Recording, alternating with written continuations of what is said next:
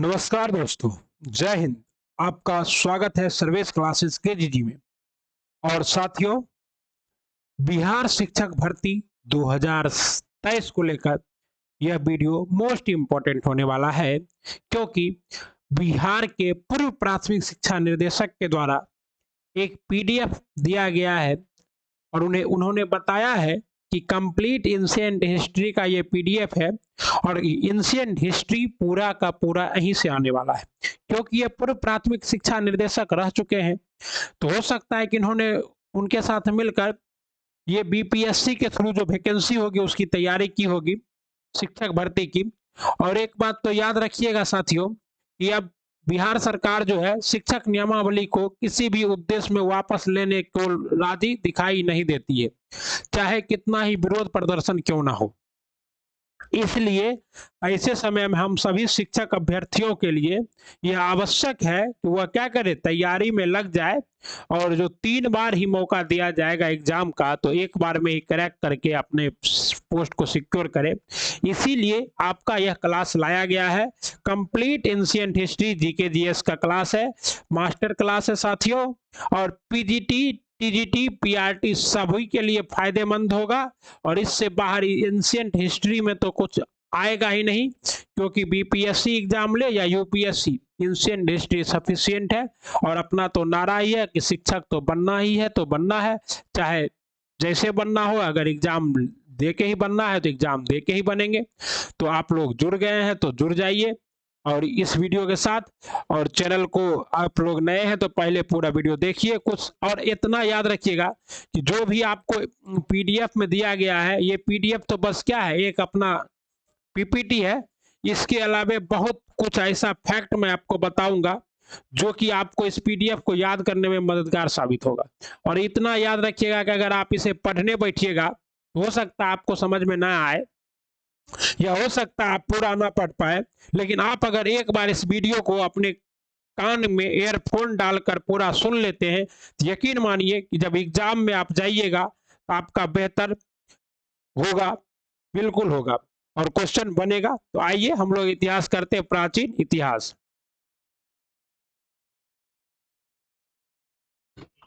Okay.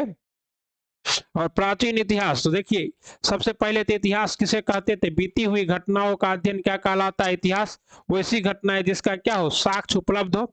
और प्राचीन तो पूरे विश्व के इतिहास को 3 भागों में बांटा गया है, प्राचीन इतिहास, मध्यकालीन इतिहास और आधुनिक इतिहास। और आपको पता है कि बिहार के संदर्भ में क्या इंपॉर्टेंट है कि बिहार का जो प्राचीन इतिहास है वही बहुत समय तक, गुप्ता पीरियड तक, देश का भी प्राचीन इतिहास है। इसलिए बिहार के किसी भी एग्जाम में प्राचीन इतिहास का वेटेज क्या होता है, इंक्रीज कर जाता है, बढ़ जाता है। और इसलिए बिहार में प्राचीन इतिहास से कितने, तो बीपीएससी में तो जो बीपीएससी का एग्जाम होता है उसमें तो आपको क्या है, 10 से 11 सवाल के आसपास पूछे जाते हैं। लेकिन शिक्षक अभ्यर्थी का अभी क्या है, पूरी तरह से सिलेबस नहीं आया है, तो कितना सवाल होगा ये बताना संभव नहीं है। लेकिन हाँ, सवाल यहाँ से अच्छे खासे रहेंगे। आइए स्टार्ट करते हैं। सबसे पहले इतिहास का पिता किसे कहा जाता है, तो हेरोडोटस महोदय को क्या कहा जाता है, इतिहास का पिता। हेरोडोटस की मान्यता थी कि समस्त इतिहास का भूगोल की दृष्टि से, मतलब हेरोडोटस चाहता था कि पूरा इतिहास हम लोग किसके दृष्टि से पढ़े, भूगोल की दृष्टि से पढ़े, क्योंकि इतिहास कहीं ना कहीं भूगोल से जुड़ा हुआ है। जैसे सिंधु घाटी सभ्यता, मिस्र की सभ्यता, दजला फरात की सभ्यता, ये सभी सभ्यताएं जो है, मोसोपोटामिया की सभ्यता, ये सभी सभ्यताएं नदी के किनारे विकसित हुई। उसमें भूगोल का क्या था, विशेष योगदान था। अब कहता है हमारी पृथ्वी आज से कितनी वर्ष पुरानी है, 4.8 अरब वर्ष पुरानी है। और पृथ्वी पर जीवन की उत्पत्ति लगभग 3.5 अरब वर्ष पर पूर्व हुई। तो पृथ्वी पर सबसे पहले कौन आया था, प्रोटोजोआ, शैवाल अलगी, शैवाल अलगी आया था, प्रोटोजोआ आया था, ठीक है। आज से लगभग 2 करोड़ वर्ष पूर्व रामापिथेकस पूर्व महाकपि प्रजाति 2 भागों में बांटे गए हैं। ओके।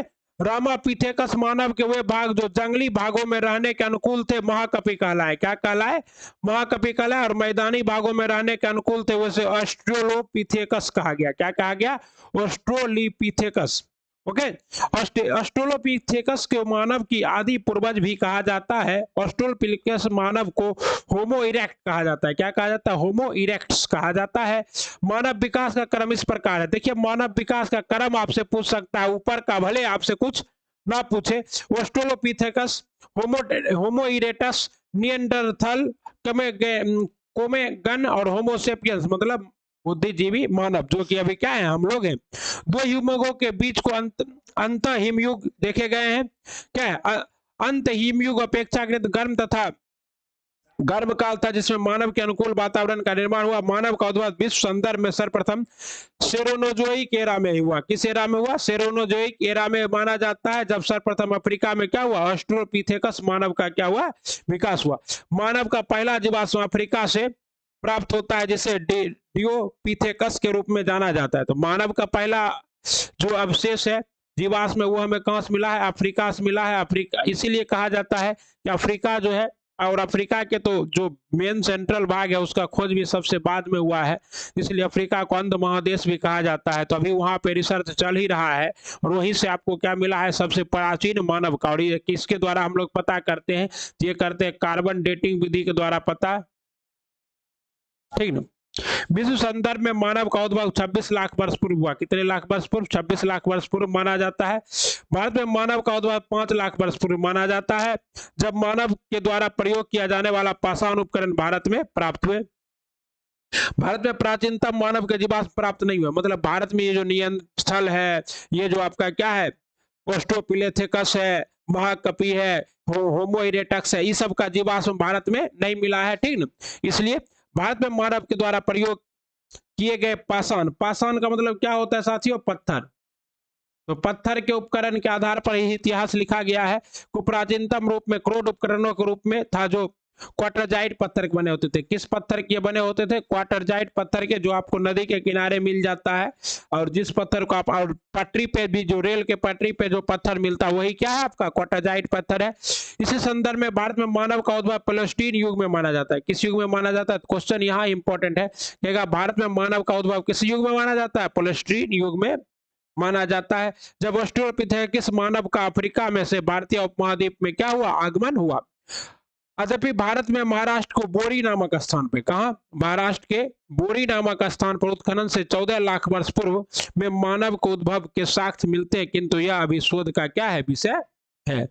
भारत में मानव के उद्भव के विभिन्न मानव प्रजातियों का विकास हुआ, जिसमें भाषा, रहन सहन, संरचना आदि के आधार पर 6 भागों में वर्गीकृत किया गया। वो आपका क्या है? निग्रिटो, प्रोटोस्टोलाइड, मंगोलॉइड, भूमध्य सागरीय, मेडिटेरियन, भूमध्य सागर के आसपास से आए हुए प्रजाति, अल्पाइन जो ध्रुवों से आए थे, और नॉर्डिक, नॉर्डिक कंट्री जो आप जानते हैं क्या है अभी आपका, नॉर्वे, स्वीडन, फिनलैंड, ये सबको क्या कहा जाता है? नॉर्डिक कंट्री कहा जाता है। तो वहां क्या आर्य प्रजाति।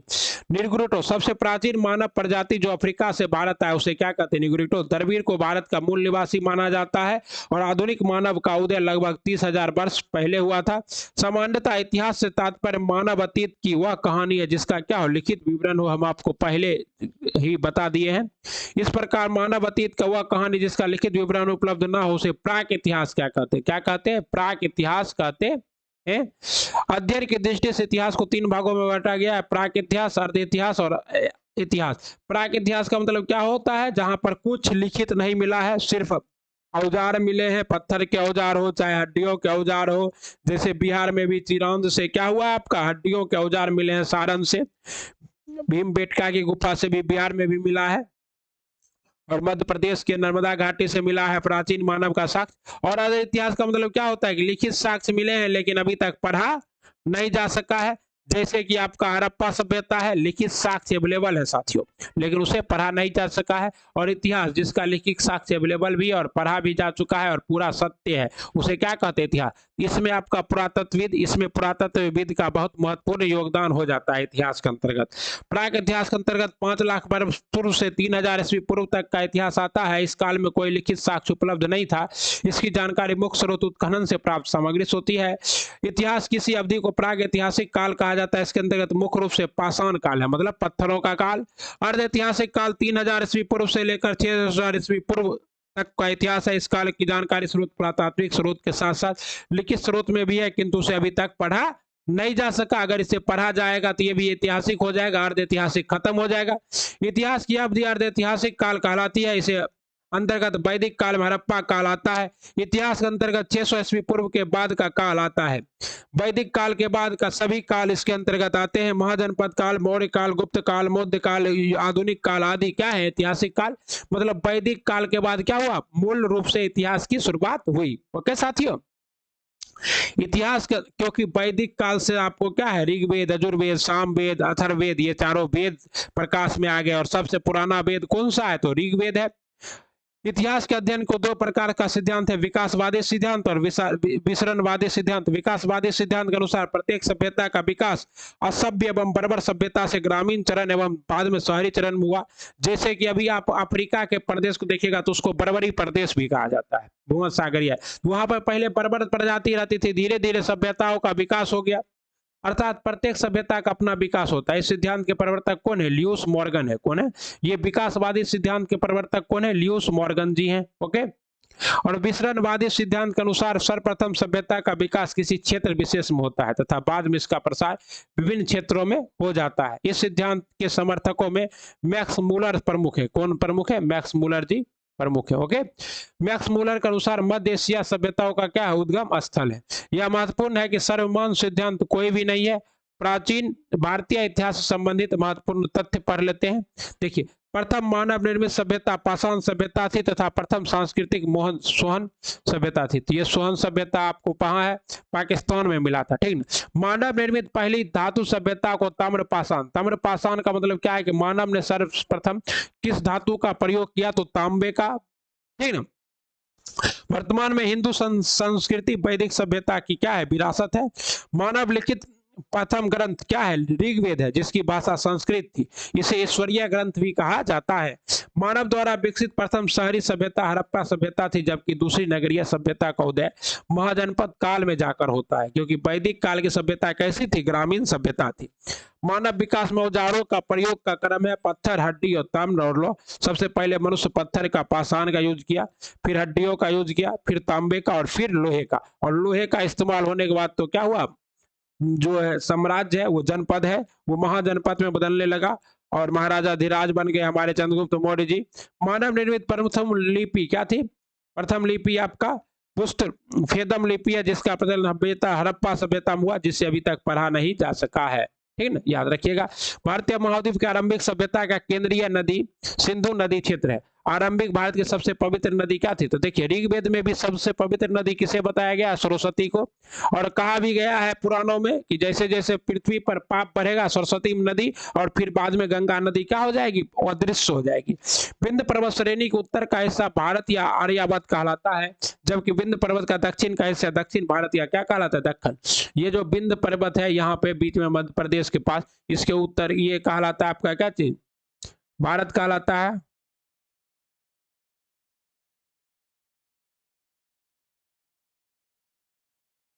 ठीक ना। और यहाँ से नीचे का क्या कहलाता है? ये दक्कन का प्रदेश कहलाता है। प्रथम हिंदू विधि ग्रंथ मनुस्मृति है, जिसकी रचना किसने की थी? मौर्योत्तर काल में मनु ने किया था। और ये जो मनुस्मृति है, इसी को तो किसने? डॉक्टर भीमराव अंबेडकर ने जला दिया था। पहली वंशानुचरित रचनाएं पुराण है, जो पंचम वेद भी कहलाती है। चित्रित धूसर मितभंड सर्वप्रथम उत्तर वैदिक काल में प्रयोग में लाया गया। सर्वप्रथम मंदिर निर्माण कार्य गुप्तों के काल में प्रारंभ हुआ। मतलब सर्वप्रथम मंदिर कब बना? गुप्त के काल में। और सबसे पहला मंदिर कौन है? झांसी का दशावतार मंदिर। तो यही सब फैक्ट है जो आप पढ़िएगा तो आपको पता नहीं चलेगा। तो पहला मंदिर कौन है आपका? झांसी का, झांसी का दशावतार मंदिर, गुप्त काल का। ओके। आर्य संस्कृति का मूल क्षेत्र गंगा यमुना दुआब है तथा इसका प्रधान केंद्र क्या है? बिंदु पाटलिपुत्रा था। सर्वप्रथम स्वास्तिक चिन्ह का प्रयोग किसने? हड़प्पा वासियों ने किया और मोहनजोदड़ो से स्वास्तिक मिला भी है। भारत में भक्ति विचारधारा का उदय उपनिषदों के द्वारा किया गया। रहस्यमय रचना अरण्यक के नाम से प्रसिद्ध है। अरण्यक मतलब क्या होता है? अरण्यक मतलब होता है वन, और अनैक्र्यक जो है ये कहाँ? वनों में रचना की गई।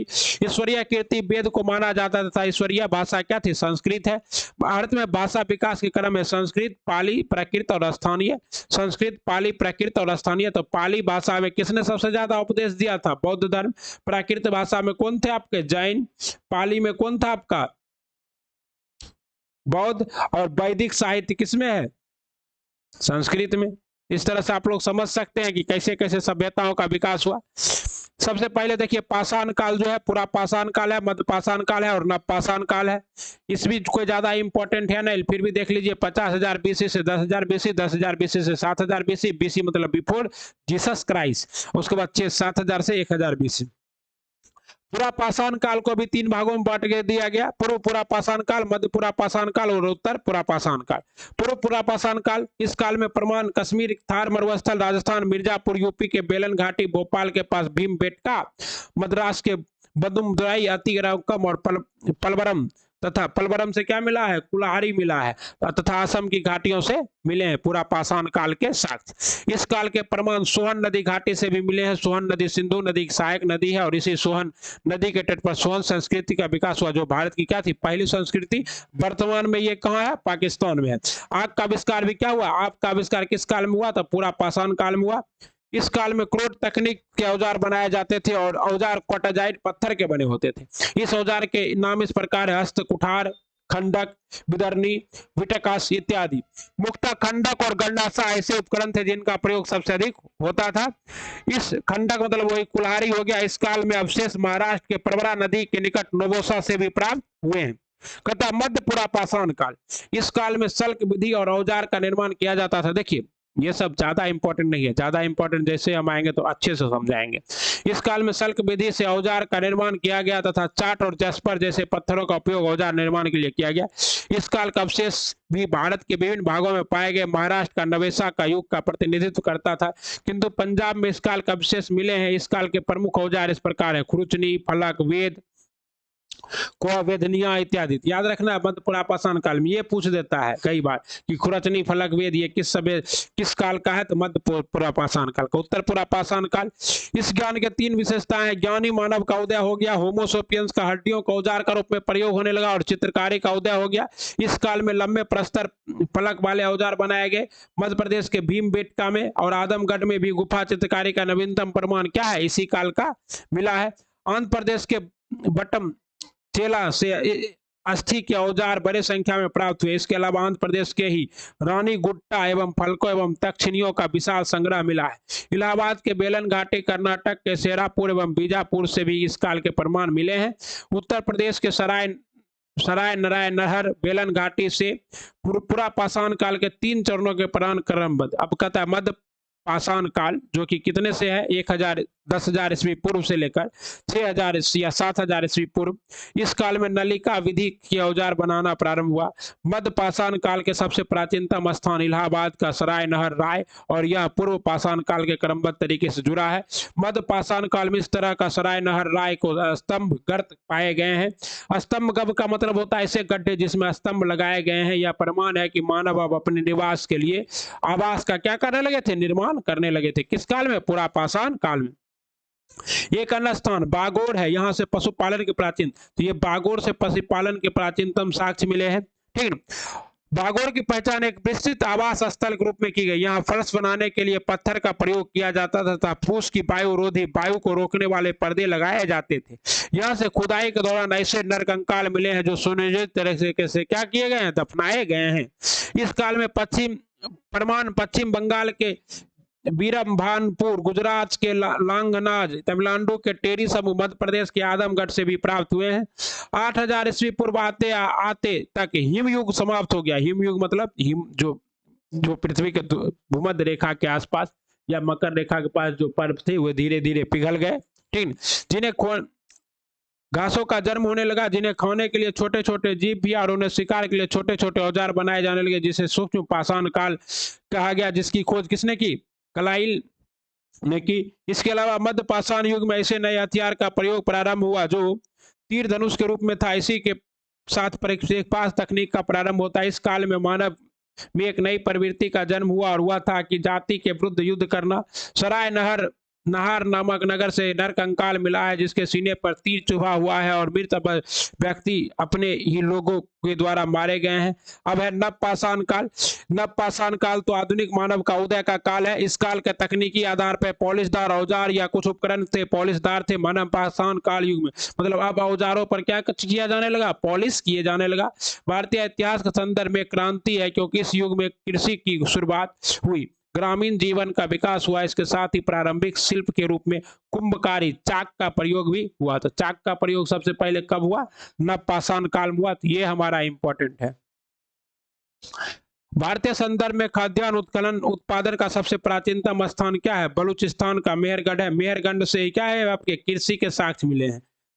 पशुपालन के साक्ष्य सबसे पहले कहां से, बागौर से, ओके। लेकिन कृषि के साक्ष्य सबसे पहले कहां, मेहरगढ़ से। यहाँ के लोग गेहूं जौ कपास उगाते थे। स्थिर ग्रामीण जीवन प्रवेश कर चुका था। यह नवपाषाण संस्कृति का उदय 7000 ईस्वी पूर्व के आसपास हुआ था। जम्मू कश्मीर में नवपाषाण युग का प्रारंभ 27 ईस्वी पूर्व में मिलता है। यहाँ बुर्ज होम गुफा कराल यहाँ के महत्वपूर्ण स्थल। तो बुर्ज होम जम्मू कश्मीर का में क्या है, ये नवपाषाण काल के यहाँ पर अवशेष मिले। इन दोनों जगहों पर गड्ढे के घर अर्थात गर्तावास प्राप्त हुए हैं। यहाँ गेहूं और जौ की खेती की जाती थी। बुर्ज होम की विशेषता यह है कि यहाँ मृतकों के साथ कुत्तों को दफनाया गया। तो मोस्ट इंपॉर्टेंट है, पूछेगा नवपाषाण काल का ऐसा कौन सा स्थल है जहां मृतकों के साथ मतलब सब के साथ कुत्तों को दफनाया गया है। तो आप लोग एकदम एक बार में बोलिएगा बुर्ज होम। तो ये सब इंपॉर्टेंट रखना है। कृषि का साक्ष्य कहाँ से मिला, मेहरगढ़ से। उसके बाद पशुपालन का साक्ष्य कहाँ से मिला, बागौर से। तो जो हम बता रहे हैं आपको ये सब क्या करना है, याद कर लेना है। चीनी परंपरा थी ये क्या, जो कि एक चीनी परंपरा थी। चीन में कुत्तों के साथ मनुष्य को दफनाया जाता था। इसके अलावा जम्मू कश्मीर के नवपाषाण कालीन स्थलों में पूर्व समाधान और आंशिक समाधान दोनों का प्रचलन था। दक्षिण भारत में लगभग 2000 ईस्वी के आसपास नवपाषाण काल का उदय हुआ। तमिलनाडु, आंध्र प्रदेश, कर्नाटक ने इस संस्कृति के परिणाम मिले हैं।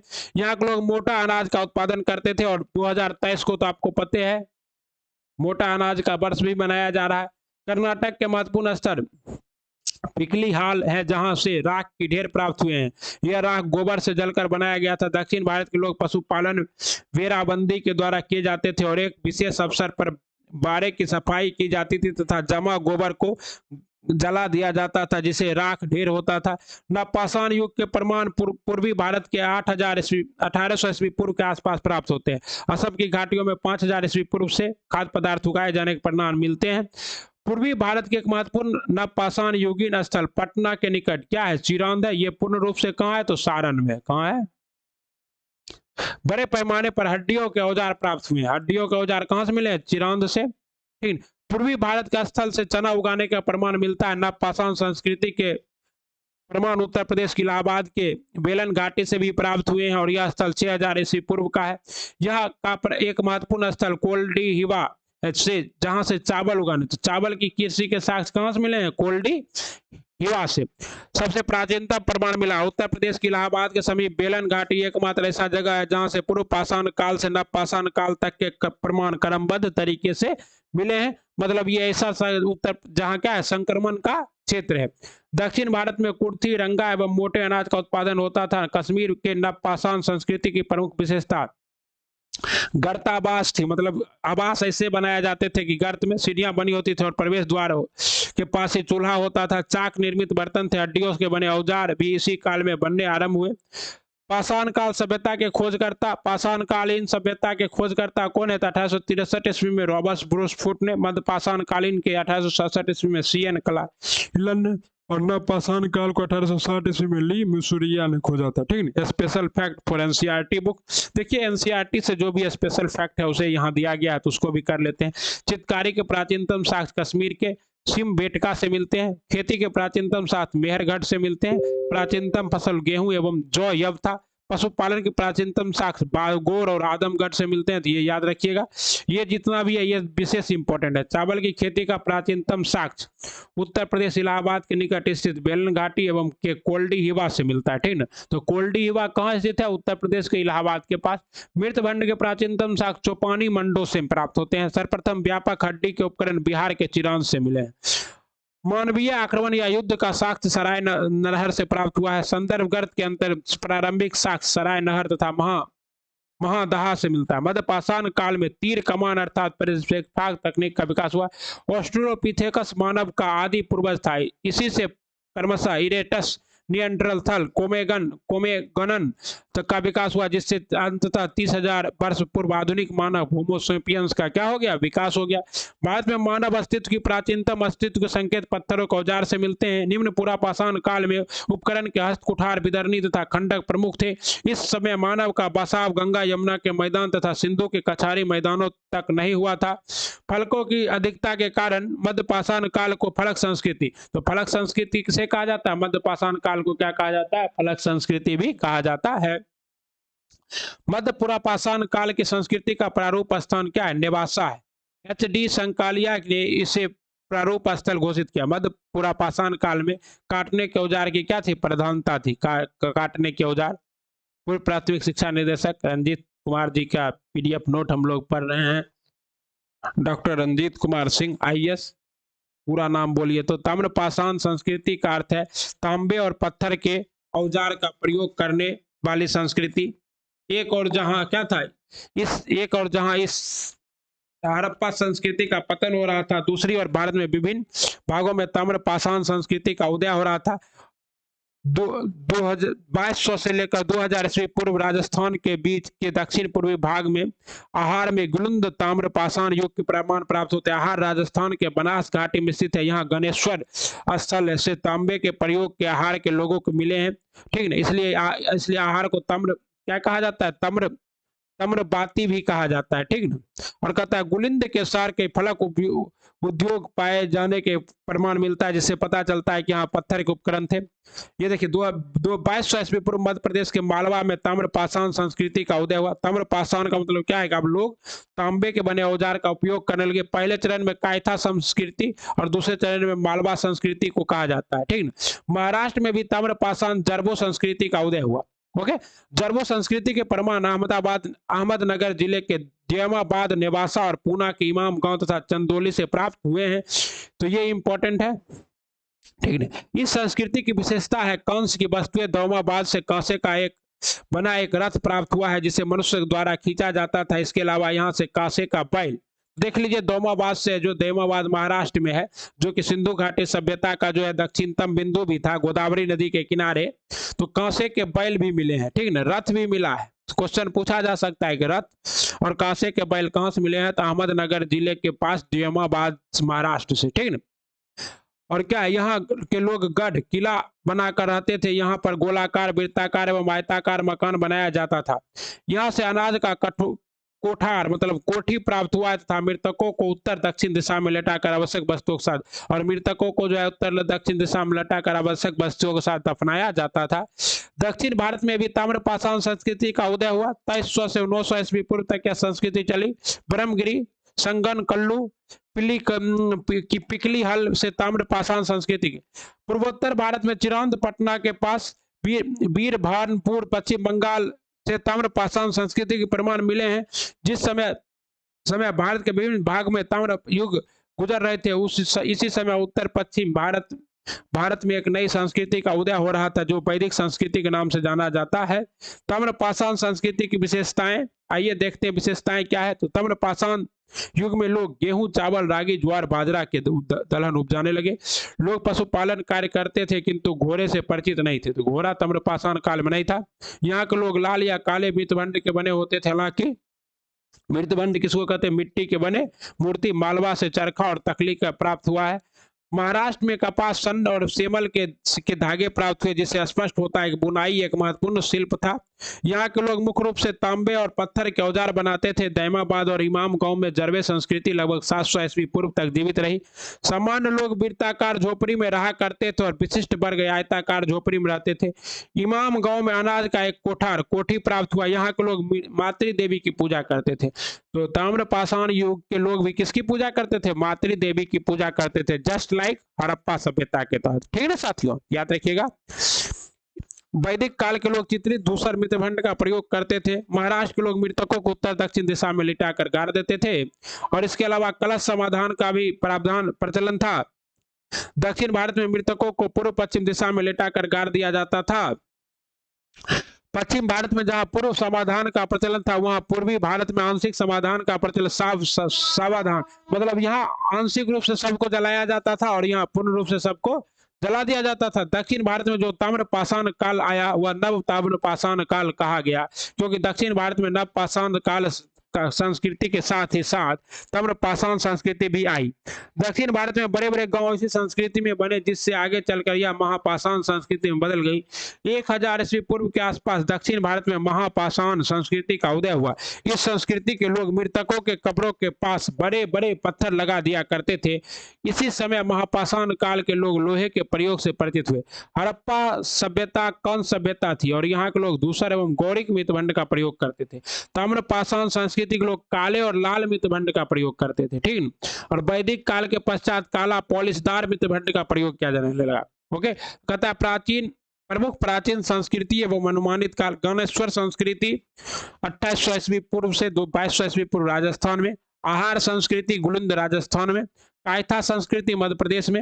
मालवा संस्कृति मध्य प्रदेश में। जोरेव संस्कृति महाराष्ट्र में। इसमें जो है ये समय ज्यादा इंपॉर्टेंट इसलिए नहीं है कि आपको पूरा पाषाण काल, मध्य पाषाण काल, नव पाषाण काल में से समय का कोई महत्व नहीं है। समय का महत्व आधुनिक इतिहास में है और लिखित इतिहास में है। जब हम लोग गुप्ता पीरियड स्टार्ट करेंगे, मौर्य पीरियड स्टार्ट करेंगे, तब टाइम लाइन थोड़ा इंपॉर्टेंट होगा। इतिहास में टाइम लाइन से 2 से 3 प्रश्न ही पूछे जाते हैं। सिंधु घाटी सभ्यता मोस्ट इंपॉर्टेंट। ताम्र पाषाण सभ्यता थी।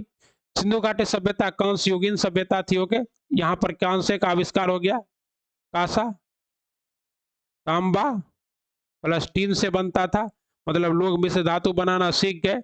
हड़प्पा के पूर्व 2900 से 2300 ईस्वी पूर्व। परिपक्व हड़प्पा, पूर्व हड़प्पा मतलब परिपक्व हड़प्पा 2300 से 1900 ईस्वी पूर्व और उत्तर हड़प्पा 1900 ईस्वी पूर्व से आगे। हड़प्पा सभ्यता का पता सबसे पहले कब चला? 1826 में। यहां से आपका मोस्ट इंपोर्टेंट पार्ट स्टार्ट होता है, जहां से क्वेश्चन आते हैं। चार्ल्स मेसन एक अंग्रेज हड़प्पा में अत्यंत प्राचीन वस्तुओं को देखकर लाया। इसके पश्चात 1921 में जॉन मार्शल ने इस क्षेत्र में व्यापक खुदाई की तथा घोषणा की कि हड़प्पा सभ्यता एक अत्यंत प्राचीन सभ्यता थी, जो मेसोपोटामिया, सुमेर, मिस्र जैसे सभ्यताओं की क्या थी? समकालीन थी। क्वेश्चन पूछेगा मेसोपोटामिया, सुमेर और मिस्र की सभ्यता, तो क्वेश्चन आ भी चुका है बीपीएससी में कि निम्न में से कौन सी सभ्यता हड़प्पा के समकालीन नहीं थी, तो वहां पे यूनान की सभ्यता ऑप्शन था। हड़प्पा पूर्व की बस्तियां बलूचिस्तान क्षेत्र से पाई गई है। इस क्षेत्र के महत्वपूर्ण स्थल है क्या थे? मेहरगढ़, राणा धुडाई, बालाकोट, कुल्ली नाल। इसमें सबसे पुराना स्थल क्या है? मेहरगढ़ है, जहां से क्या मिला है? कृषि के साक्ष्य मिले हैं, जो 7000 ईस्वी पूर्व से ही कृषि कार्य शुरू हो चुका था। बालाकोट बलूचिस्तान का वह क्षेत्र जहां से हड़प्पा पूर्व और परिपक्व हड़प्पा दोनों अवस्था की बस्तियां मिली है। इसके अलावा कालीबंगा, कोटदी एवं अमीरी से भी दोनों अवस्थाएं के प्रमाण मिले हैं। हड़प्पा काल पूर्व काल में सिंध क्षेत्र में भी कई बस्तियां का उदय हुआ, जिसमें कोटदीजी, आमरी दो महत्वपूर्ण बस्तियां थी। आमरी में हड़प्पा पूर्व काल के अन्नागार होने का क्या करता पता चलता है। कोटदी में हड़प्पा पूर्व काल के दुर्गकृत बस्ती का प्रमाण मिलता है। लिबाना के बने औजार धीरे धीरे संपूर्ण हड़प्पा बस्ती में फैल गए। कोटजी के मृतबंड उत्कृष्ट उच्च कोटि के मृतबंड थे, जो लगभग संपूर्ण हड़प्पाई बस्ती से प्राप्त हुआ।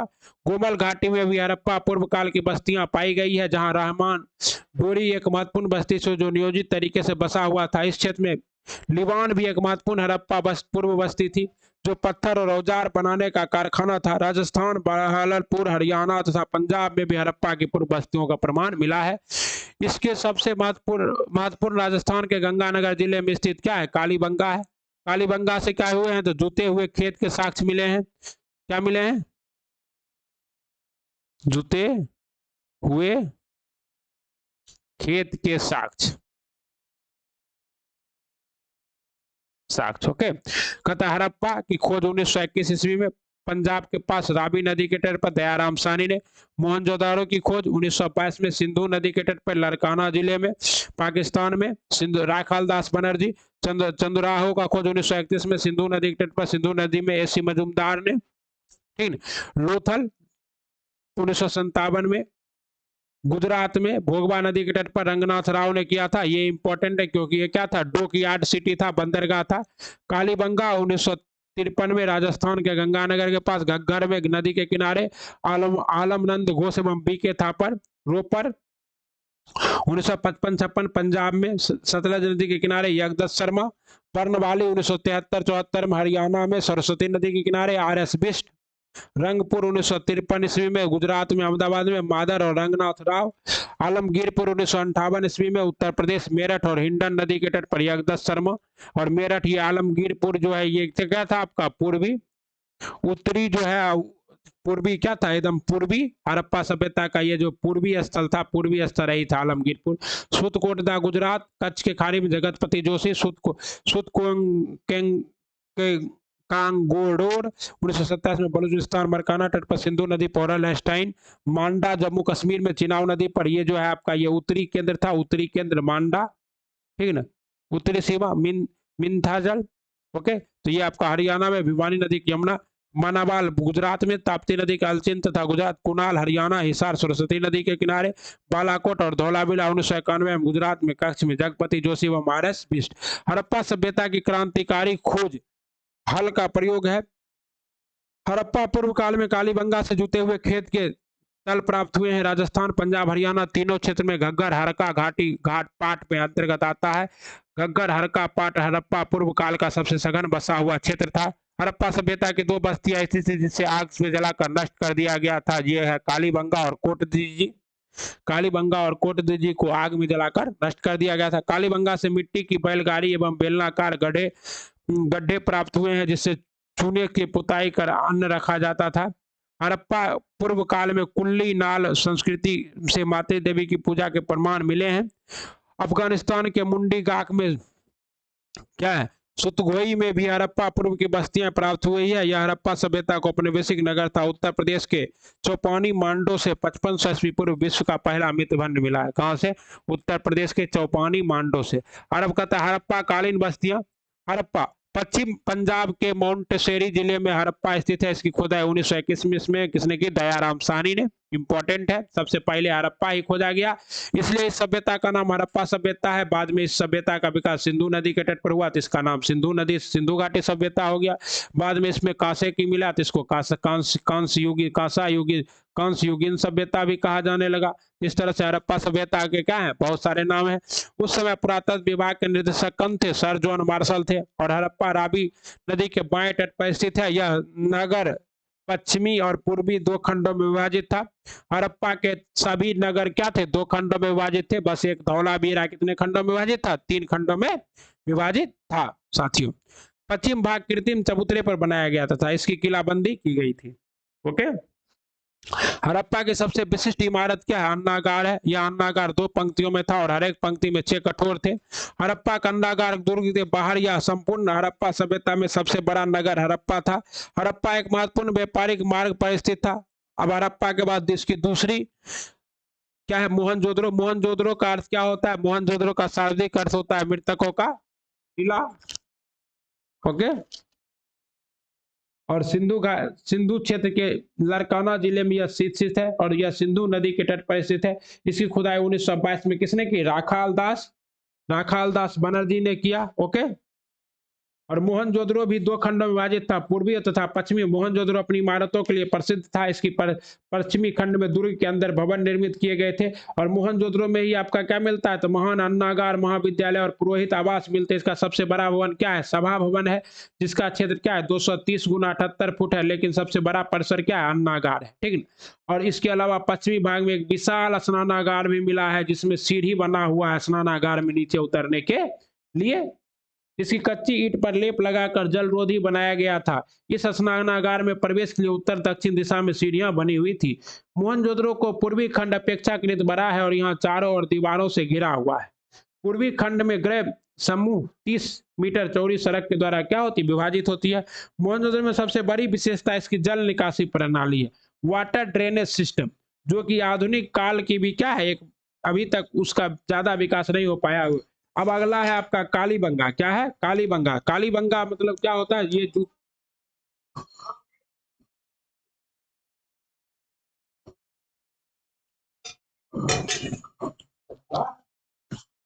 कालीबंगा का शाब्दिक अर्थ होता है काली चूड़ियां। काली चूड़ियां। कालीबंगा की खुदाई कब हुई थी? 1953 में। अलमलानंद घोष एवं बीबी लाल ने किया था, ठीक है ना। कालीबंगा घग्गर नदी के तट पर बसा हुआ महत्वपूर्ण हड़प्पाई नगर था और यह आज के राजस्थान राज्य के गंगानगर जिले के समीप स्थित है। गंगानगर जो कि राजस्थान का सबसे बड़ा नगर भी है लेकिन और गंगानगर क्या है, पाकिस्तान के साथ सीमा साझा करता है। जनसंख्या का ब्रिटिश वर्ग रहता है। दूसरे भाग में ऊंचे ऊंचे चबूतरे थे, इस चबूतरे पर हवन कुंड बना हुआ था। इस चबूतरे के पश्चिमी भाग में एक कब्रिस्तान था और पूर्वी भाग में क्या थी, बेली बेदी थी। कालीबंगा के पूर्वी टीले की योजना मोहनजोदड़ो से मिलती है। मोहनजोदड़ो में जहां अधिकांश मकान पक्की ईंटों के बने होते थे, वहीं कालीबंगा के मकान कच्ची ईंट के बने होते थे। मोहनजोदड़ो की तुलना में कालीबंगा में जल निकासी के प्रमाण अच्छी नहीं थी। अब कहता है चहुदारो, यह सिंधु नदी घाटी के तट पर स्थित था। इसकी खोज 1925 ईस्वी में ऑर्नेस्ट मेके एवं एम जी मजुमदार ने की। इसकी खुदाई के दौरान एम जी मजुमदार की मृत्यु हो गई थी। चंद्राहो मोहनजोदड़ो के अलावा एकमात्र ऐसा नगर है जिसकी किलाबंदी या दुर्गीकृत, तो दुर्ग से घिरा हुआ कौन था, चंद्राहो। और मोहनजोदड़ो मूवी तो आप देखे होंगे, वो भी दुर्ग से घिरा हुआ। तीस स्थल में मनके बनाने के कारखाना, तो मनके बनाने की कारखाना कहां से मिला है, आपका चंद्राहो से मिला है। शिव की वस्तुओं का निर्माण है। अली मुरीद या सिंधु क्षेत्र में स्थित अल्प महत्व का नगर था। इसकी सबसे बड़ी विशेषता पत्थर की किलाबंदी थी, लोथल। इसकी खोज 1957 ईस्वी में एस आर राव और एस एम बस्त ने के द्वारा की गई थी। लोथल पूरी बस्ती का एक ही दीवार से घिरी हुई थी। लोथल भोगबा नदी के किनारे स्थित है और लोथल से एक पक्की ईंट के तालाब जैसी संरचना मिली है, जिसे इतिहासकार ने पहला मानव निर्मित बंदरगाह डॉकयार्ड गोदी कहा है। यहाँ बड़े बड़े जहाज आकर रुका करते थे। लोथल वर्तमान गुजरात राज्य के खंभात की खाड़ी में स्थित है। अन्य प्रमुख तथ्य, गुजरात के क्षेत्रों में अन्य अन्य कुछ अन्य हड़प्पाई बस्तियां मिले, जिसमें सुतकोटगढ़ भी मुख्य है। यह समुद्री तटीय नगर है। इसके अलावा रंगपुर और रोजी भी प्रमुख हड़प्पा है। बलूचिस्तान के मरकाना तट पर हड़प्पा सभ्यता की बस्तियां के प्रमाण मिले हैं, जिनमें सुतकोटगढ़ मुख्य है। यह दशक नदी के किनारे है। सुतकोटगढ़ सऊदी कौड़ नदी के किनारे स्थित है, जबकि बालाकोट बिदार नदी के मुहाने पर स्थित है।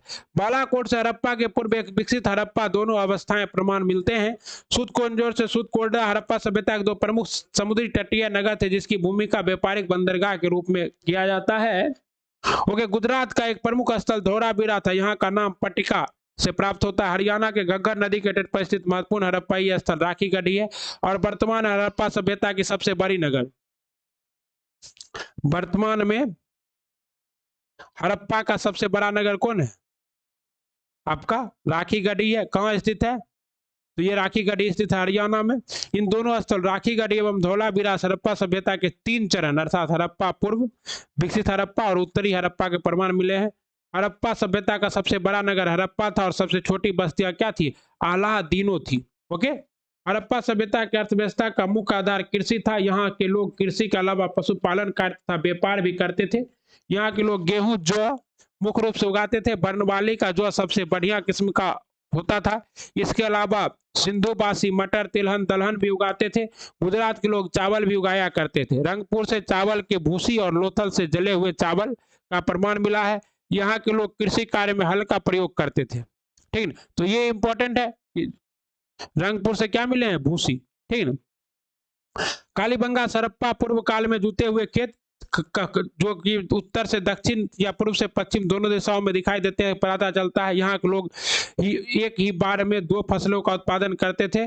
बर्नवाली में मिट्टी का बना हुआ एक हल मिला हुआ। हड़प्पा सभ्यता के लोग नहर बनाकर सिंचाई नहीं किया करते थे, लेकिन अफगानिस्तान एवं बलूचिस्तान के क्षेत्र में नाला या गबर बंद बना सिंचाई दिखाई देता है। हड़प्पा सभ्यता की सबसे महत्वपूर्ण देन कपास की खेती है। चूंकि कपास को सिंधु क्षेत्र की खोज मानी जाती है, इसलिए सिंधु सभ्यता का ईरानियों ने क्या नाम रखा था, सिंडन सभ्यता भी नाम दिया था। कपास सबसे महत्वपूर्ण निर्यात की वस्तु थी। हड़प्पा के लोग पशुपालन भी करते थे। लोग कुत्ता का सबसे अधिक पालतू बनाते थे। गुजरात के लोग हाथी पाला करते थे। इसके अलावा कालीबंगा ऊंट की अस्थियां भी प्राप्त होती है।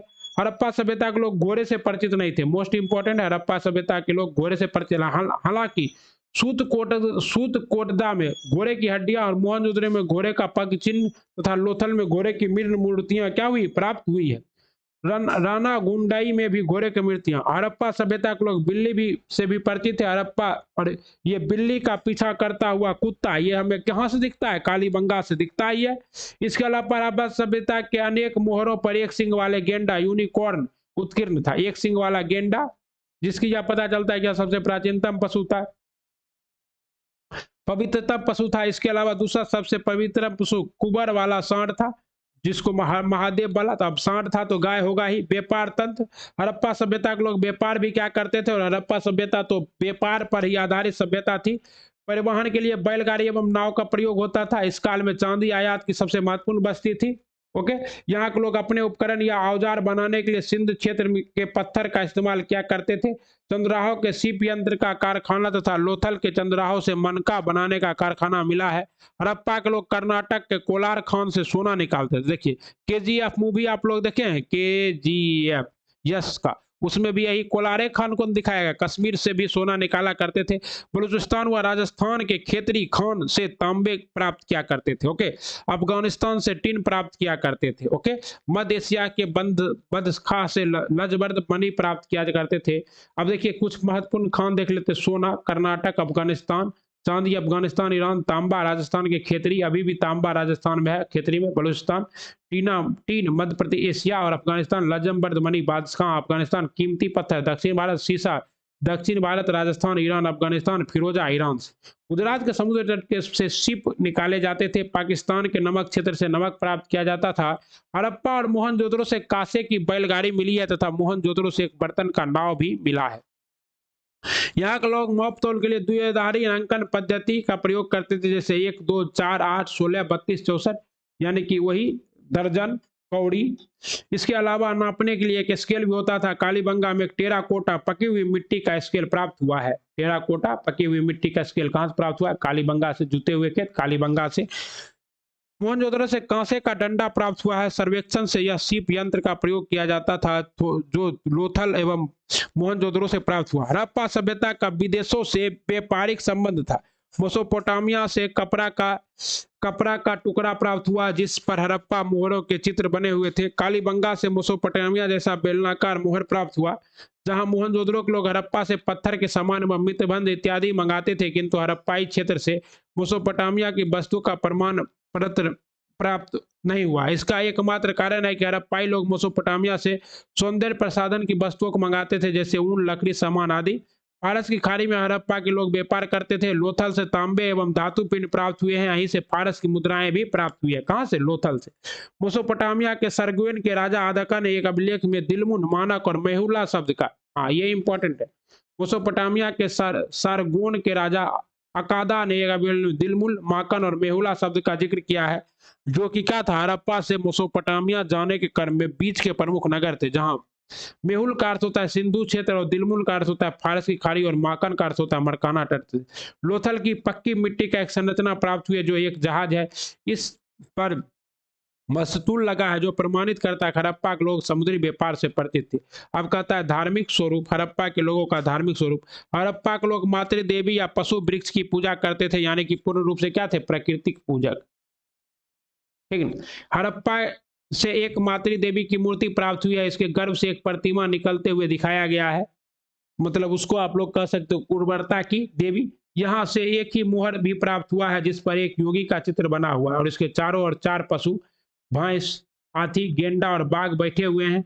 ये चारों पशु 4 दिशाओं के प्रतीक है। इसके अलावा पांव के पास 2 हिरण भी है। इसके पहचान पशुपति के रूप में की गई है। हड़प्पा सभ्यता के लोग कुछ वृक्ष की भी पूजा करते थे, जैसे इसका सबसे धार्मिक वृक्ष क्या था? पीपल। हड़प्पा के लोग एक से एक मुहर प्राप्त हुआ, जिसमें एक वृक्ष की रक्षा करने के लिए एक बैल को एक मानव से लड़ते हुए दिखाया गया है। इस बैल की रक्षा सांप कर रहा है। इस सांप की पहचान सम्मी वृक्ष के रूप में की गई है। हड़प्पा सभ्यता का सबसे पवित्र पक्षी क्या था? कबूतर। ये इंपॉर्टेंट है। हड़प्पा सभ्यता का सबसे पवित्र वृक्ष तो पीपल, सबसे पवित्र पशु तो एक सिंग वाला गेंडा या फिर कुबर वाला सांड, लेकिन सबसे पवित्र पक्षी कौन था? कबूतर था। मोहनजोदड़ो का स्नानागार से सटा एक पुरोहित का आवास मिला है, मतलब लोग नहा के वहां पुरोहित से पूजा उजा करवाता होगा। कालीबंगा से अग्नि वेदी या बलि वेदी मिली है, मतलब कालीबंगा में हवन और यज्ञ कुंड भी मिला है। क्या है इसे आप लोग क्या कह सकते हैं? यज्ञ कुंड कह सकते हैं। ओके, अग्नि वेदी के प्रमाण लोथल से भी मिले हैं। इसके अलावा हड़प्पा के सभ्यता के लोग भूत प्रेत में भी विश्वास करते थे, क्योंकि खुदाई के दौरान भारी मात्रा में ताबीज प्राप्त हुआ है। यहाँ के लोग क्या करते थे? लिंग पूजा भी थे, पशुपति की पूजा करते थे। किसे की पूजा? पशुपति। पशुपति महादेव की मंदिर कहाँ है? नेपाल में।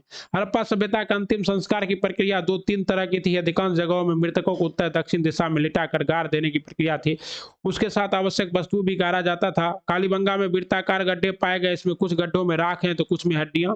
लोथल में युग्म समाधान है, अर्थात लोथल में महिला और पुरुष को एक साथ दफनाया गया है। हड़प्पा काल में शवों को दफनाने के लिए ताबूत प्राप्त हुए हैं। हड़प्पा प्रजाति, हड़प्पा सभ्यता से प्राप्त अस्थियों के आधार पर यहाँ निवासियों को 4 प्रकार में बांटा जा सकता है। भूमध्य सागरिया, ये चपटी नाक और लंबे सिर वाले थे, ठीक है। मोहनजोदारो से खड़िया चूना से निर्मित एक दाढ़ी वाले पुरुष की प्रतिमा प्राप्त होती है। प्रोटोस्टोलाइट, मोहनजोदारो से प्राप्त कांसे की नर्तकी, प्रोटोस्टोलाइट प्रजाति की है। कांसे की नर्तकी मिली है मोहनजोदारो से, जो किस की है, प्रोटोस्टोलाइट प्रवृत्ति की प्रजाति की है। एल्पिन नामक प्रजाति हड़प्पा सभ्यता में पाई जाती है। मंगोलवाइड यह चौथी प्रजाति थी। कहता है हड़प्पा सभ्यता के पतन के कारण, देखिए हड़प्पा सभ्यता के पतन के कोई सटीक कारण है नहीं, लेकिन सभी इतिहासकारों का अपना अपना अलग अलग क्या है, विचार है, मत है, उसी के आधार पर देख लेते हैं। जल विज्ञानी राइकस के अनुसार हड़प्पा सभ्यता का अंत बाढ़ एवं भूकंप के कारण हुआ। सबसे प्रमाणिक यही है। लिम्बरिक के अनुसार हड़प्पा का अंत सिंधु नदी के मार्ग बदलने से हुआ। अग्रवाल एवं सूद के अनुसार घग्गर नदी के सूख जाने के कारण हड़प्पा सभ्यता का अंत हुआ। पेरियस सर्विस के अनुसार परिस्थिति और संतुलन के कारण हड़प्पा सभ्यता का अंत हुआ। और सिंधु सभ्यता के पतन पर विद्वानों की राय, मार्टिन व्हीलर ने कहा है कि आर्यों का आक्रमण हो गया। गार्डन, तो आर्यों का आक्रमण होता है तो बड़े पैमाने में हमें क्या मिलता है, हड्डियों के साक्ष्य मिलते, नहीं मिले, तो इनका थोड़ा सा क्या है, विवादों में है। गार्डिन चाइल्ड आंतरिक विघटन, तत्पश्चात आक्रमण, राइकिस विवर्तनिक उत्पाद, और एस्ट्राइन एवं अमलानंद घोष ने जलवायु परिवर्तन, जॉन मार्शल ने प्रशासनिक शिथिलता, डीपी अग्रवाल ने वातावरण में परिवर्तन, और मेके ने बाढ़। तो सबसे ज्यादा प्रमाणिक किसका है, मेके का है। इसीलिए जो आप लोग मूवी भी देखे होंगे तो उसमें भी बाढ़ ही दिखाया है, ठीक है। कहता है अगला है आपका वैदिक काल। आर्य सभ्यता की जानकारी का मुख्य स्रोत क्या था, वैदिक साहित्य। ब्राह्मण धर्म ग्रंथों के अंतर्गत मुख्यतः वैदिक साहित्य आता है। वैदिक साहित्य से अभिप्राय उस विशाल साहित्य से है जिसमें 4 वेद, ऋग्वेद, सामवेद, यजुर्वेद और अथर्ववेद है, इसमें संबंधित वैदिक ग्रंथ आते हैं। वैदिक ग्रंथों के अंतर्गत वेदों पर आधारित उपवेद, ब्राह्मण ग्रंथ, अरण्य ग्रंथ एवं उपनिषद ग्रंथ भी है। साहित्यिक स्रोत में सबसे प्राचीनतम भारतीय साहित्य क्या है, वेद है। वेद 4 है, ऋग्वेद, यजुर्वेद, सामवेद और अथर्ववेद। ऋग्वेद पद के रूप में है, यजुर्वेद गद एवं पद दोनों वाला वेद है, और सामवेद क्या है, तो सामवेद सिर्फ पद के रूप में और अथर्ववेद पद के रूप में है। ओके, जादू टोना का साक्ष्य अथर्ववेद से मिलता है। वेदों को अपौरुषेय कहा जाता है क्योंकि इसकी रचना किसी ईश्वर ने की है, मतलब इसकी रचना वर्तमान वैदिक ग्रंथ संकलन के रूप में प्राप्त होता है। वेदों के संकलन करता कृष्ण देव पायन वेद व्यास को माना जाता है। यजुर्वेद गद एवं पद दोनों के रूप में है और वेदों से संबंधित ऋषि उच्चारण करता है। ऋग्वेद को पढ़ने वाले ऋषि को क्या कहते हैं, होत्रा या होत्री। यजुर्वेद को पढ़ने वाले गद एवं पद दोनों में है, तो इसको अर्धवायु गाएगा भी। और सामवेद के पढ़ने वाले, तो ये सामवेद भारतीय संगीत का क्या है, जनक है, भारतीय संगीत का जनक। तो ये क्या होगा, उद्गाता। और अथर्ववेद को ब्रह्मा वेद मंत्र। और कहता है अब क्या है, वेदों के उपवेद, तो ऋग्वेद के उपवेद क्या है, आयुर्वेद है, चिकित्सा। और यजुर्वेद के धनुर्वेद शास्त्र संगम, सामवेद के गंधर्व वेद संगीत, और अथर्ववेद के शिल्प वेद निर्माण मूर्ति कला। वेदों से संबंधित ब्राह्मण ग्रंथ, देखिए वेद बहुत जटिल थे तो ब्राह्मणों ने क्या किया, इनका सटीक वर्णन करने के लिए तो आपका ऋग्वेद का कौन सा है, ऐतरेय एवं कौशिकीय। सामवेद का क्या है, पंचविश, षष्टविश, टांड्य या जैमिनी एवं छंदोपद। यजुर्वेद का तैतरीय एवं शतपथ। अथर्ववेद का है गोपद। तो ये मोस्ट इंपॉर्टेंट है, बहुत बार पूछा गया है कि ऋग्वेद का क्या होता है, ऐतरेय एवं कौशिकीय। सामवेद का पंचविश, षष्टविश, टांड्य, जैमिनी एवं छंदोगय। यजुर्वेद का तैतरीय एवं शतपथ। अथर्ववेद का क्या है, गोपद। ब्राह्मण ग्रंथों में वेदों के गद्यात्मक व्याख्या की गई है। सभी वेदों के संबंधित अलग अलग ब्राह्मण ग्रंथ है। अरण्य ग्रंथों में वेदों के रहस्यमयी व्याख्या की गई है। अरण्यों में सर्वप्रथम आत्मा परमात्मा की व्याख्या की गई है। उपनिषदों में वेदों के दार्शनिक व्याख्या की गई है। उपनिषद ग्रंथ सर्वसंत में लिखे गए हैं, इससे इसे वेदांत भी कहा जाता है। उपनिषदों को क्या कहा जाता है, वेदांत भी कहा जाता है। उपनिषदों की कुल संख्या कितनी, 108 है, किंतु 12 ही क्या है, प्रमाणिक रूप से प्राप्त होते हैं। सबसे बड़ा उपनिषद क्या है, बृहद उपनिषद है, और सबसे छोटा उपनिषद मंडूक उपनिषद है। मंडूक उपनिषद, ठीक है ना। यम और नचिकेता की जानकारी हमें कठोपनिषद से मिलती है। वैदिक काल के दो खंड है, ऋग वैदिक काल 1500 ईस्वी से लेकर 1000 ईस्वी पूर्व और उत्तर वैदिक काल 1000 ईस्वी पूर्व से 600 ईस्वी पूर्व। ऋग वैदिक काल का इतिहास 1500 ईस्वी पूर्व से 1000 ईस्वी पूर्व तक चला। चूंकि इस काल की जानकारी हमें ऋग्वेद से प्राप्त होती है, इसलिए इसे क्या कहते हैं, ऋग्वैदिक काल कहते हैं। ऋग्वैदिक सभ्यता के निर्माता क्या थे, आर्य जनजाति थे। आर्य का मतलब होता है भाषाई समूह, जो भारत यूरोपीय भाषा समूह का है। आर्य भाषा संस्कृत वो में बोला जाता है, जिसका जर्मन विद्वान मैक्स मूलर के अनुसार आर्यों का मूल निवास क्या था, मध्य एशिया था, ठीक है। दयानंद सरस्वती ने कहा कि आर्य हमारे कहां से आए हैं, तिब्बत से आए हैं, जबकि बाल गंगाधर तिलक ने आर्यों का मूल स्थान आर्कटिक क्षेत्र बताया, वही नॉर्डिक कंट्री, ठीक है ना। कहता आर्य चरणबद्ध तरीके से भारतीय भूमि में एक जत्थे के समूह रूप में 3000 ईस्वी पूर्व से ही बलूचिस्तान के क्षेत्र से घोड़े और शब्दा के प्रमाण मिलते, आगे चलकर स्वात घाटी और पिराक क्षेत्र से शब्दा और घोड़े के क्या मिले, प्रमाण मिले हैं। आर्य पश्चिम से की ओर से आए थे, इसका प्रमाण यह है कि एशिया माइनर में बोगज कोई अभिलेख से उन देवताओं का लिखित नाम मिला जो आर्यों के लिए पूजनीय है, जैसे इंद्र, वरुण, मित्र। और बोगज कोई अभिलेख क्या है, तो एशिया का सबसे पुराना अभिलेख कहाँ मिलता है, ईरान के पास मिलता है बोगज कोई अभिलेख, ठीक है ना। ऋग्वेद में बहुत सी बातें ईरान के प्राचीनतम ग्रंथ क्या है, जेद अवेस्ता से मिलती है। आर्यों का प्रारंभिक स्थान सप्त सिंधु व प्रदेश के नाम से है। ऋग्वेद में उल्लेखित है कि जिसका अभिप्राय सिंधु और इसकी 7 सहायक नदियों से है। सप्त नदी कुंभा, काबुल, सुतरदी। तो ऋग्वेद में काबुल, कुंभा, काबुल नदी के लिए क्या है, कुंभा। उसके बाद आपका क्या है, सतलज के लिए क्या है, सुतरदी। रावी के लिए पूरा क्या है, पुरुषनी। व्यास के लिए विपाशा। चिनाब के लिए अस्कनी और झेलम के लिए पितास्ता। तो ये क्वेश्चन पूछा जाता है ऋग्वेद में रावी नदी को क्या कहा जाता है, तो आप कहिएगा पुरुषनी। व्यास को क्या कहा जाता है, विपाशा। चिनाब को क्या कहा जाता है, अस्कनी। झेलम को क्या कहा जाता है, वितिस्ता। सतलज को क्या कहा जाता है, सुतलजी। कुंभल को कुंभल। आप देखिए, आप पढ़िएगा तो आप वही सब मिस कर दीजिएगा जो कि अभी बताया जा रहा है, जो कि क्या है, आपके आने की प्रबल संभावना है। आर्यों का भौतिक आधार अश्व, चरित, रथ तथा तांबे एवं कांसे के औजार थे। इसके अलावा पहिया का भी प्रयोग करते थे। आर्यों का संबंध चित्रित दूसर मितभंड से है। ऋग्वैदिक संस्कृति के कुछ प्रमाण भगवानपुर हरियाणा, दोदरी, नागल, कट, पोलन, पंजाब से प्राप्त हुए हैं। भगवानपुर से 13 कमरे वाला एक भवन प्राप्त हुआ है। चित्रित दूसर मितभंड संस्कृति अपने प्रारंभिक चरणों में किसी स्थानीय जीवन का संकेत नहीं देते थे। ऋग्वैदिक काल के लोग समुद्र व्यापार नहीं करते थे। ऋग्वेद में समुद्र शब्द का उल्लेख हुआ है, लेकिन वह छोटी जलराशि के रूप में हुआ है, ना कि समुद्र यात्रा। लोग समुद्र से परिचित नहीं थे, मतलब समुद्र में व्यापार करना तो ऐसे भी बहुत दिनों तक क्या माना गया, पाप ही माना गया। अब कहते हैं आर्यों का आरंभिक निवास, तो विद्वान के मत प्रोफेसर पेनका कहते हैं जर्मनी से आया है। कला से कहते हैं हंगरी तथा डेन्यूब नदी से। दयानंद सरस्वती का इंपॉर्टेंट है तिब्बत से। गंगानाथ झा का ब्रह्मश्री प्रदेश। डॉक्टर अविनाश चंद्र दास का सप्त सिंधु प्रदेश। और बाल गंगाधर तिलक का भी इंपॉर्टेंट है उत्तरी ध्रुव। प्रोफेसर मैक्स मूलर का सबसे ज्यादा सटीक है, ये मध्य एशिया बैक्टीरिया से। और नरहिंग और इसका प्रमाण जो है तनी को मिल न गया बोगज कोई अभिलेख से, बोगज कोई अभिलेख से, इसीलिए इनका क्या है, ज्यादा प्रमाणिक माना जाता है। नेहरिंग एवं प्रोफेसर गार्डन चाइल्ड दक्षिण रूस से। आर्य वैदिक संस्कृति के तहत स्थानीय जीवन व्यतीत नहीं करते थे। इनके अर्थव्यवस्था का मुख्य आधार पशुपालन था। आर्यों का सबसे महत्वपूर्ण पशु क्या था, घोड़ा। लेकिन सबसे पवित्रतम पशु गाय था। गविष्ठ का अर्थ है गाय के लिए युद्ध। गोवंश गाय की खोज से संबंधित है। गौ युवती दूरी मापने के लिए इकाई थी तथा गोधिल समय मापन की इकाई थी। ऋग्वेद काल में शिल्प कर्म भी होते थे तथा बुनकर, रथ, चर्मकार, कुंभकार प्रमुख शिल्पकार थे। ऋग्वेद में दस्यु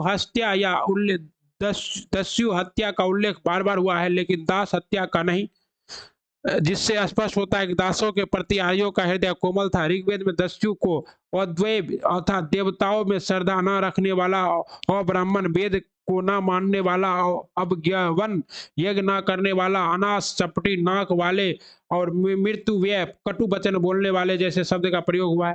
वैदिक राजनीतिक संरचना, कुल परिवार, इसके प्रमुख क्या होते थे, कुलप, ग्राम में परिवारों का समूह ग्रामणी, विश्व अनेक ग्रामों के समूह विस्पति, जन विश्व के प्रमुख गोप्ता और राष्ट्र अनेक जनों के समूह राजन या राजा। ओके। ऋग्वैदिक काल में राजन एक कबीलाई नेता होता था जो सभा एवं समिति द्वारा चुना जाता था। सभा, समिति, विदित आदि गण राजनीतिक संस्थाएं थी, जिसका प्राचीन वेद या सविष्ट लोगों के लिए क्या था, अथर्ववेद के सभी समितियों के प्रजापति की दो पुत्रियां कहा गया है।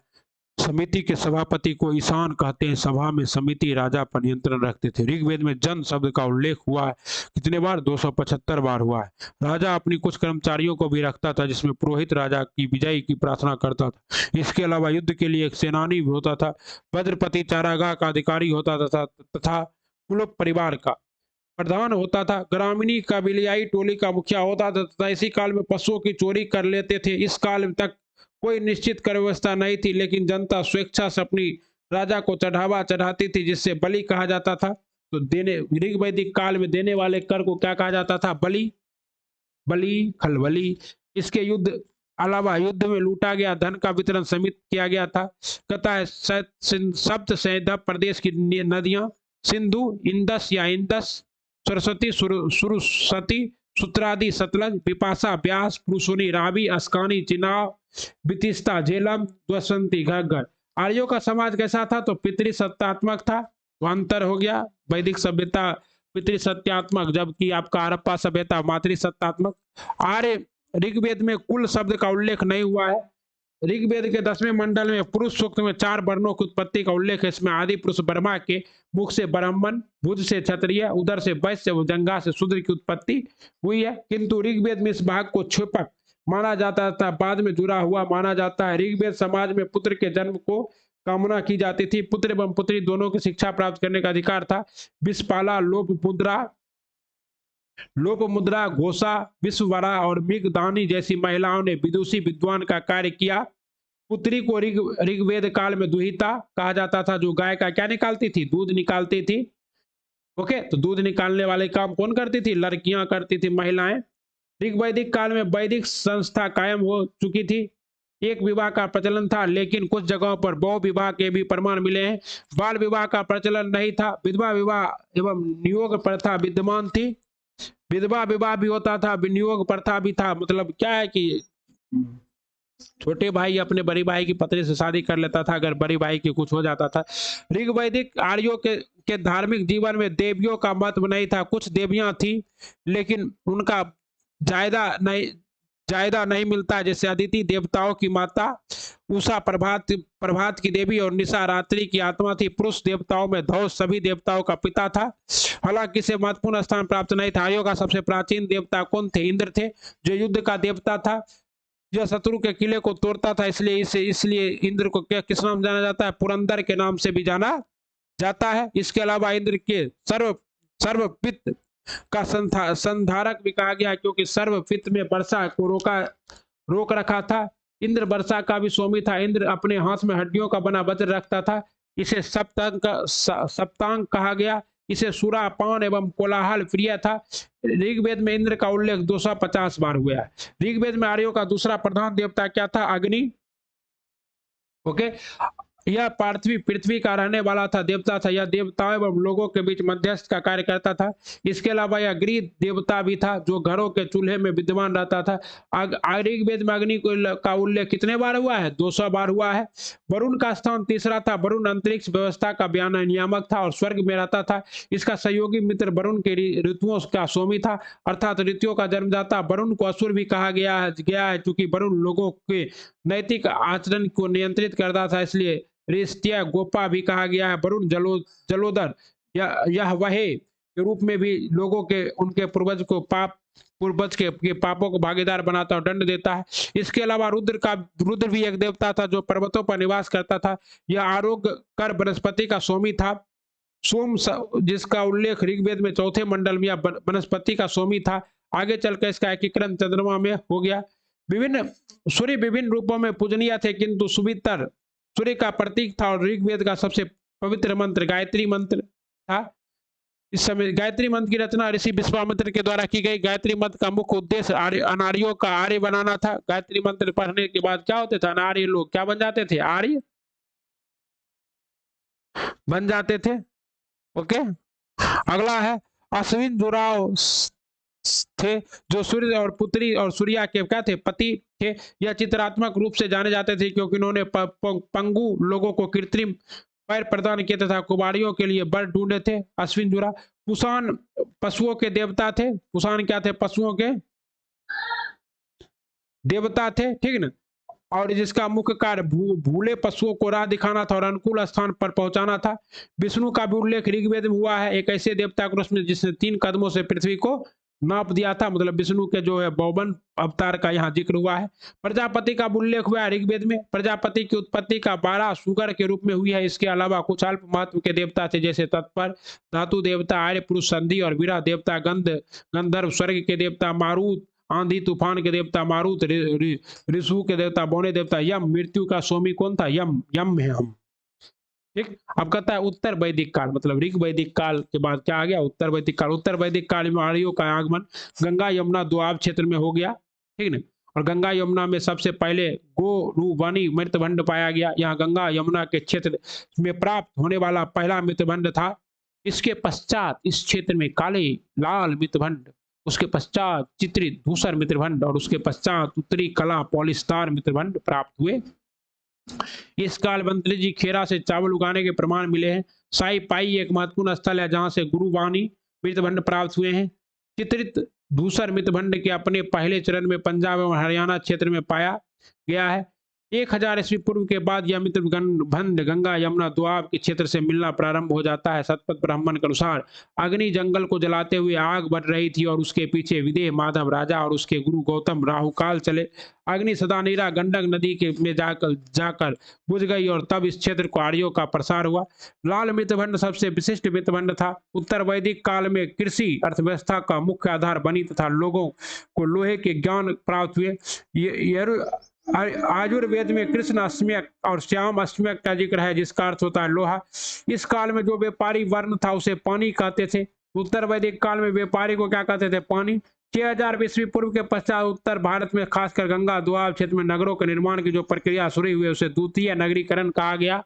इसी काल में कबीले आपस में मिलकर एक होने लगे, जैसे भारत और पुरु मिलकर कुरु कबीला बन गया, तुर्विस और कोबी मिलकर पांचाल कबीले बन गए। साहित्य से ऐसा प्रमाण मिलता है कि कुरु और पांचाल भी एक हो गए और उत्तर वैदिक साहित्य में राष्ट्र शब्द का उल्लेख मिलने लगा। सतपथ ब्राह्मण के अनुसार राजा का पद अनुवांशिक हो गया। मतलब क्या हुआ? राजा का बेटा राजा।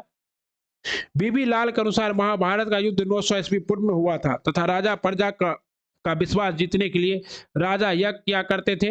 इसके अलावा राजा राजसूय यज्ञ भी करते थे। हालांकि राजा इससे दैवी शक्ति प्राप्त करता था, लेकिन इस यज्ञ का मुख्य उद्देश्य कृषि उत्पादन को बढ़ाना था। इसके अलावा अश्वमेध एवं वाजपेयी यज्ञ भी किया जाता था। इस कार्य में राजा की सहायता के लिए रत्नी या कर्मचारी होते थे। इसके अलावा पालागल आखेट से राजा की साथी हुआ करता था। अच्छा बाप जुआ का अधिकारी था। संग्रहित कोषाध्यक्ष था। भगदूत कर संग्रह करता था तथा तक्षण बढ़ई को कहा जाता था। तक्षण और रथकार को रथिन का दर्जा भी प्राप्त था। करिस या गोबर का खाद होता था जिसका प्रयोग किया जाता था। तो ये इंपॉर्टेंट है, गोबर का खाद करिस।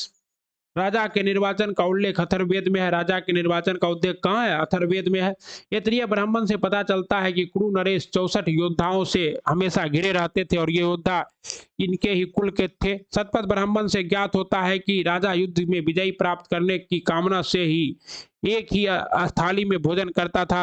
बहुत उत्तर वैदिक काल में विद शब्द का उल्लेख नहीं मिलता है। सभा के अर्थ अथर्ववेद में निष्ठा कहा गया। निष्ठा का अर्थ है सामूहिक वाद विवाद। अब सभा में महिलाओं की भागीदारी क्या हो गई? समाप्त हो गई। कब? उत्तर वैदिक काल में सभा में महिलाओं की भागीदारी समाप्त हो गई। ओके। अथर्ववेद में मगध को रोग तथा संकटपूर्ण स्थल के रूप में चित्रित किया गया। इस काल में कुछ दार्शनिक राजा थे।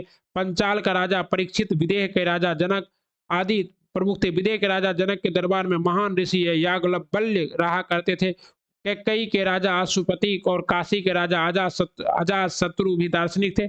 उत्तर वैदिक काल में वर्ण व्यवस्था पूरी तरह स्थापित हो चुका था। ऋग वैदिक काल में 16 प्रकार के पुरोहितों की चर्चा है। इस काल में 16 प्रकार के पुरोहित में एक ब्राह्मण होता था। उत्तर वैदिक काल में इसी ब्राह्मण के सभी पुरोहितों का पद हड़प लिया। वैश्य एकमात्र राजस्व देने वाला वर्ण था। वैश्य बलि शुल्क और भाग के रूप में कर देता था। वैश्य बलि शुल्क और भाग। ब्राह्मण क्षत्रिय और वैश्य तीनों द्विज में आते थे। द्विज अर्थात जिनका जन्म 2 बार हो और एक गर्भ में दूसरा उपनयन संस्कार हो। मतलब 2 बार होता था। एक बार क्या हो? एक बार गर्भ में और दूसरा उपनयन संस्कार से उनका जन्म होता है। गायत्री मंत्र का उच्चारण शूद्रों के लिए प्रतिबंधित था। गायत्री मंत्र शूद्र नहीं पढ़ सकता था। ये सब तो क्या था दिक्कत। उत्तर वैदिक काल में परिवार स्तर पर कुल शब्द का उल्लेख मिलने लगता है जो ऋग वैदिक में नहीं मिलता है। उत्तर वैदिक काल में महिलाओं की स्थिति में गिरावट आई।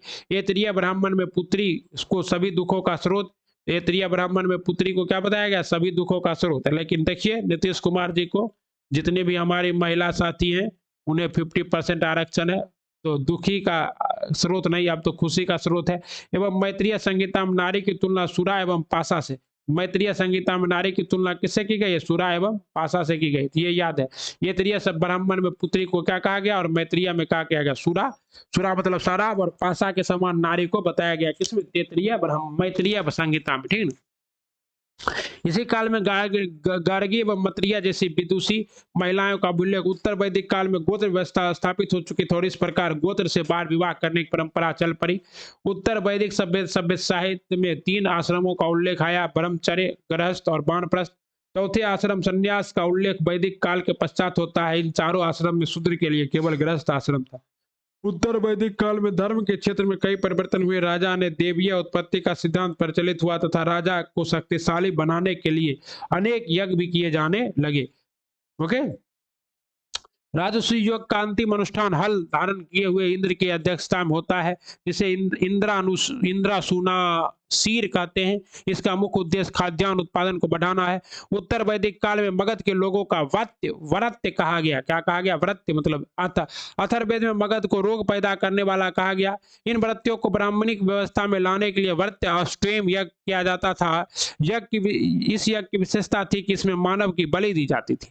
चूंकि उत्तर वैदिक काल में युद्ध का महत्व घटा, इस कारण आर्यों के देवताओं में भी परिवर्तन हुआ। जब इंद्र के स्थान पर प्रजापति प्रमुख देवता हो गए, ये सृष्टि के देवता के रूप में स्थापित हुए। इनके अलावा विष्णु पालनकर्ता देवता बने। रुद्र को शिव के साथ मिलकर एक प्रधान देवता के रूप में स्थापित किया गया। उत्तर वैदिक काल में वरुण का पतन हुआ। उत्तर वैदिक काल में निजी संपत्ति की अवधारणा का भी क्या हुआ, जन्म हुआ। और क्या है, ऋग्वैदिक में पुषाण जो पुरुषों के देवता थे वह शूद्रों के देवता हो गए। इसके अलावा उत्तर वैदिक काल में यज्ञ, बलि, मंत्र एवं शुद्ध उच्चारण का अत्यधिक जोर दिया गया। Special fact for NCERT book, Gargi, मैत्री, गात्रीय जैसी विदुषी नारियों का उल्लेख शतपथ ब्राह्मण में मिलता है। ओके, मृदु, गौतम आदि महाराजों का उल्लेख यजुर्वेद में, चांदी, रजत का उल्लेख अथर्ववेद में, इतिहास पुराणों में पंचम वेद कहा गया छंदोपनिषद को। प्रजापति की 2 पुत्रियां सभा व समिति का उल्लेख अथर्ववेद में। कृषि के 4 क्रियाएं जुताई, बुआई, कटाई, मराई का वर्णन शतपथ ब्राह्मण में। 24 बलों द्वारा खींचे जाने वाले हल का उल्लेख कंठक संहिता में। महाजनी प्रथा का उल्लेख शतपथ ब्राह्मण में। विधवा विवाह का उल्लेख तैतरीय ब्राह्मण में। पुनर्जन्म का सिद्धांत का प्रतिपादन शतपथ ब्राह्मण में। शैल्य क्रिया का उल्लेख अथर्ववेद में। चारों वर्णों का कर्तव्यों का सर्वप्रथम उल्लेख तैतरीय ब्राह्मण में। सत्यमेव जयते का उद्देश्य मंडोपनिषद में। निष्काम कर्म के सिद्धांत का प्रतिपादन ईशोपनिषद में, मतलब निष्काम कर्म, ऐसा कर्म कीजिए, गीता का उपदेश, ठीक ना, ईशोपनिषद। और जगत ईश्वर है और ईश्वर ही हमारी आत्मा, क्या है, ब्रह्म सूत्र में। इंपॉर्टेंट है ये सब, ठीक। धर्म सुधार आंदोलन, नवीन धर्मों का उदय। नवीन धर्मों का उदय वैदिक धर्म के विरुद्ध एक प्रतिक्रिया थी। वैसे तो इस अवधि में अनेक धर्मों का उदय हुआ, किंतु इसमें सबसे महत्वपूर्ण धर्म क्या है, बौद्ध धर्म और आपका जैन धर्म, जिसमें क्रमशः गौतम बुद्ध व महावीर स्वामी संबंधित थे। 6ठी सदी ईस्वी पूर्व में नवीन धर्मों को उदय का प्रमुख कारण थे। वैदिक काल के वर्ण व्यवस्था पर आधारित समाज में वर्गीय भेद के अंतर्गत शूद्रों पर अत्याचार आम बात थी, जिससे शूद्रों में असंतोष का जन्म हुआ और वह नवीन धर्मों की ओर क्या हुए, आकृष्ट हुए। वैदिक धर्म में ब्राह्मण वर्ग के श्रेष्ठता से क्षत्रिय के मन में असंतोष जन्म दिया, क्योंकि उसके अनुसार शासक वर्ग श्रेष्ठ थे। ब्राह्मण क्षत्रिय विवाद में क्षत्रियों ने नए धर्मों का स्थापना हेतु प्रेरित किया। महावीर व गौतम बुद्ध दोनों ही क्षत्रिय वर्ग से थे। ओके, वैदिक धर्म के अंतर्गत यज्ञों में पशु की बलि दी जाने लगी, किंतु कृषक अर्थव्यवस्था में पशुओं के महत्व के कारण कृषक वर्ग नवीन धर्मों को आकृष्ट हुए। वैदिक कर्मकांडों के कारण पड़ने वाले आर्थिक बोझ ने भी आम लोगों के नए धर्मों की खोज करने को प्रेरित किया। 6ठी सदी ईस्वी पूर्व काल वैश्विक संदर्भ में बौद्धिक चिंतन काल था। इसी काल के प्रमुख चिंतक हुए यूनान के पाइथागोरस, चीन के कन्फ्यूशियस, फिर ईरान के जुराथ्रस्ट और भारत के बुद्ध और महावीर। भारत में बौद्ध व जैन धर्म के अतिरिक्त बौद्ध ग्रंथों के अनुसार 62 संप्रदायों का उल्लेख मिलता है, जिसमें से संप्रदाय एवं उनके संस्थापक, अजीवक संप्रदाय के संस्थापक है मैकली पुत्र गोसाल। और आजीवक संप्रदाय को कौन मानता था? तो आजीवक पहले अजात शत्रु इसी संप्रदाय को मानता था। घोर और क्रियावादी पूरन कश्यप, यादृच्छवादी भौतिकवादी आदित्य, उसके बाद भौतिकवादी या नित्यांतवादी पादुक कच्यान, अनिश्चयवादी संजय वेठलिपुत्र। बौद्ध धर्म के संस्थापक गौतम बुद्ध थे। बौद्ध का मतलब होता है प्रज्ञावान अथवा जागृत। प्रज्ञावान या जागृत हुआ होता है जिसकी सारी इच्छाएं क्या हो चुकी है? समाप्त हो चुकी है। मतलब जिसको ना लाइक की इच्छा हो, ना कमेंट की इच्छा हो, ना शेयर की इच्छा हो, उसे क्या कहते हैं? बुद्ध कहते हैं। तो हम भैया बुद्ध नहीं है, लाइक कर दीजिए, शेयर कर दीजिए और कमेंट कर दीजिएगा, तभी अगला वीडियो आएगा।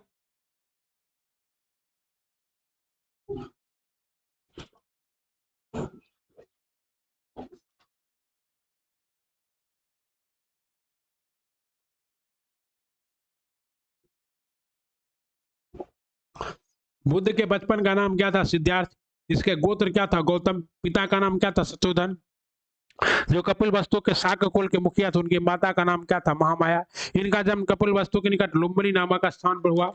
बौद्ध के गर्भ धारण का प्रतीक हाथी को माना जाता है। इसका जन्म के समय ही यह क्या थी? भविष्यवाणी हुई थी क्या या तो श्रेष्ठ राजा होंगे या सन्यासी। इस कारण इनके पिता ने बाहरी दुनिया से वंचित रखा, लेकिन एक बार घूमते हुए इन्हें चार चीजें देखा जो चार आर्य सत कहलाए। एक बूढ़ा व्यक्ति, एक रोगी, रोग से पीड़ित व्यक्ति, एक मृत व्यक्ति, मृत्यु, और एक सन्यासी जो कि क्या था? सभी सुखों में लिप्त था, सभी इच्छाओं को त्याग कर सुखों से क्या कर रहा था? सुख से जीवन जी रहा था।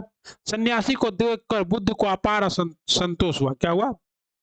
अपार संतोष हुआ। और एक रात जब उनकी पत्नी यशोधरा ने पुत्र राहुल को जन्म दिया था, उसी रात अपने सारथी चन्ना और घोड़ा कंटक के साथ अपने गृह का त्याग किया। गृह त्याग की घटना बौद्ध धर्म में क्या कहलाई? महाभिनिष्क्रमण। क्या कहलाई? महाभिनिष्क्रमण कहलाई। बुद्ध के जीवन से संबंधित प्रतीक और चिन्ह जो कि बहुत इंपॉर्टेंट है। बौद्ध धर्म क्या है हम लोगों के लिए? बहुत ही इंपॉर्टेंट है। सबसे पहले आपका बौद्ध के जीवन संबंधित प्रतीक में क्या है? जन्म कमल व हाथी, ज्ञान पीपल का वृक्ष, बोधि वृक्ष, मृत्यु स्तूप, यौवन सांड, गृह त्याग की घटना घोड़ा, निर्वाण की घटना पदचिन्ह, समाधि क्या है? शेर। बुद्ध के सबसे पहले अराल कलाम से उपनिषद की शिक्षा ली। बुद्ध ने सबसे पहले अराल कलाम से क्या लिया? उपनिषद का शिक्षा लिया। इसके पश्चात रुद्रक रामपुत्र से सांख्य दर्शन की शिक्षा प्राप्त की, लेकिन इन्हें संतोष नहीं मिला। इसके पश्चात ये उरुवेला पहुंचे। या उन्होंने 5 सन्यासियों के साथ तपस्या किया। उसका उद्देश्य दुखों के रहस्य को जानना था, लेकिन वे सफल नहीं हुए। इसके उपरांत बुद्ध गया पहुंचे, जहां निरंजना नदी फल्गु नदी के तट पर अवस्थ पीपल के वृक्ष के नीचे सुजाता नामक कन्या के खीर के रूप में भोजन ग्रहण किया और उसी वृक्ष के नीचे यह प्रण करते हुए बैठ गए कि जब तक वे दुख के रहस्य को नहीं जान लेंगे, उठेंगे नहीं। इस क्रम में कुछ इंद्रियों और भौतिक सुख भोगने वाले असुर ने उनकी तपस्या में बाधा डालने की कोशिश की, लेकिन बुद्ध डिगे नहीं। इसके उपरांत असुर ने अपनी 3 पुत्रियां अमांत, कामना और वासना की तपस्या भंग करने के लिए भेजा, लेकिन बुद्ध डटे रहे। अंततः 49वें दिन कहता मात्र 49 दिन तपस्या किया, बुद्ध को ज्ञान की प्राप्ति हुई। वे दुखों का रहस्य जान गए और बुद्ध कहलाए।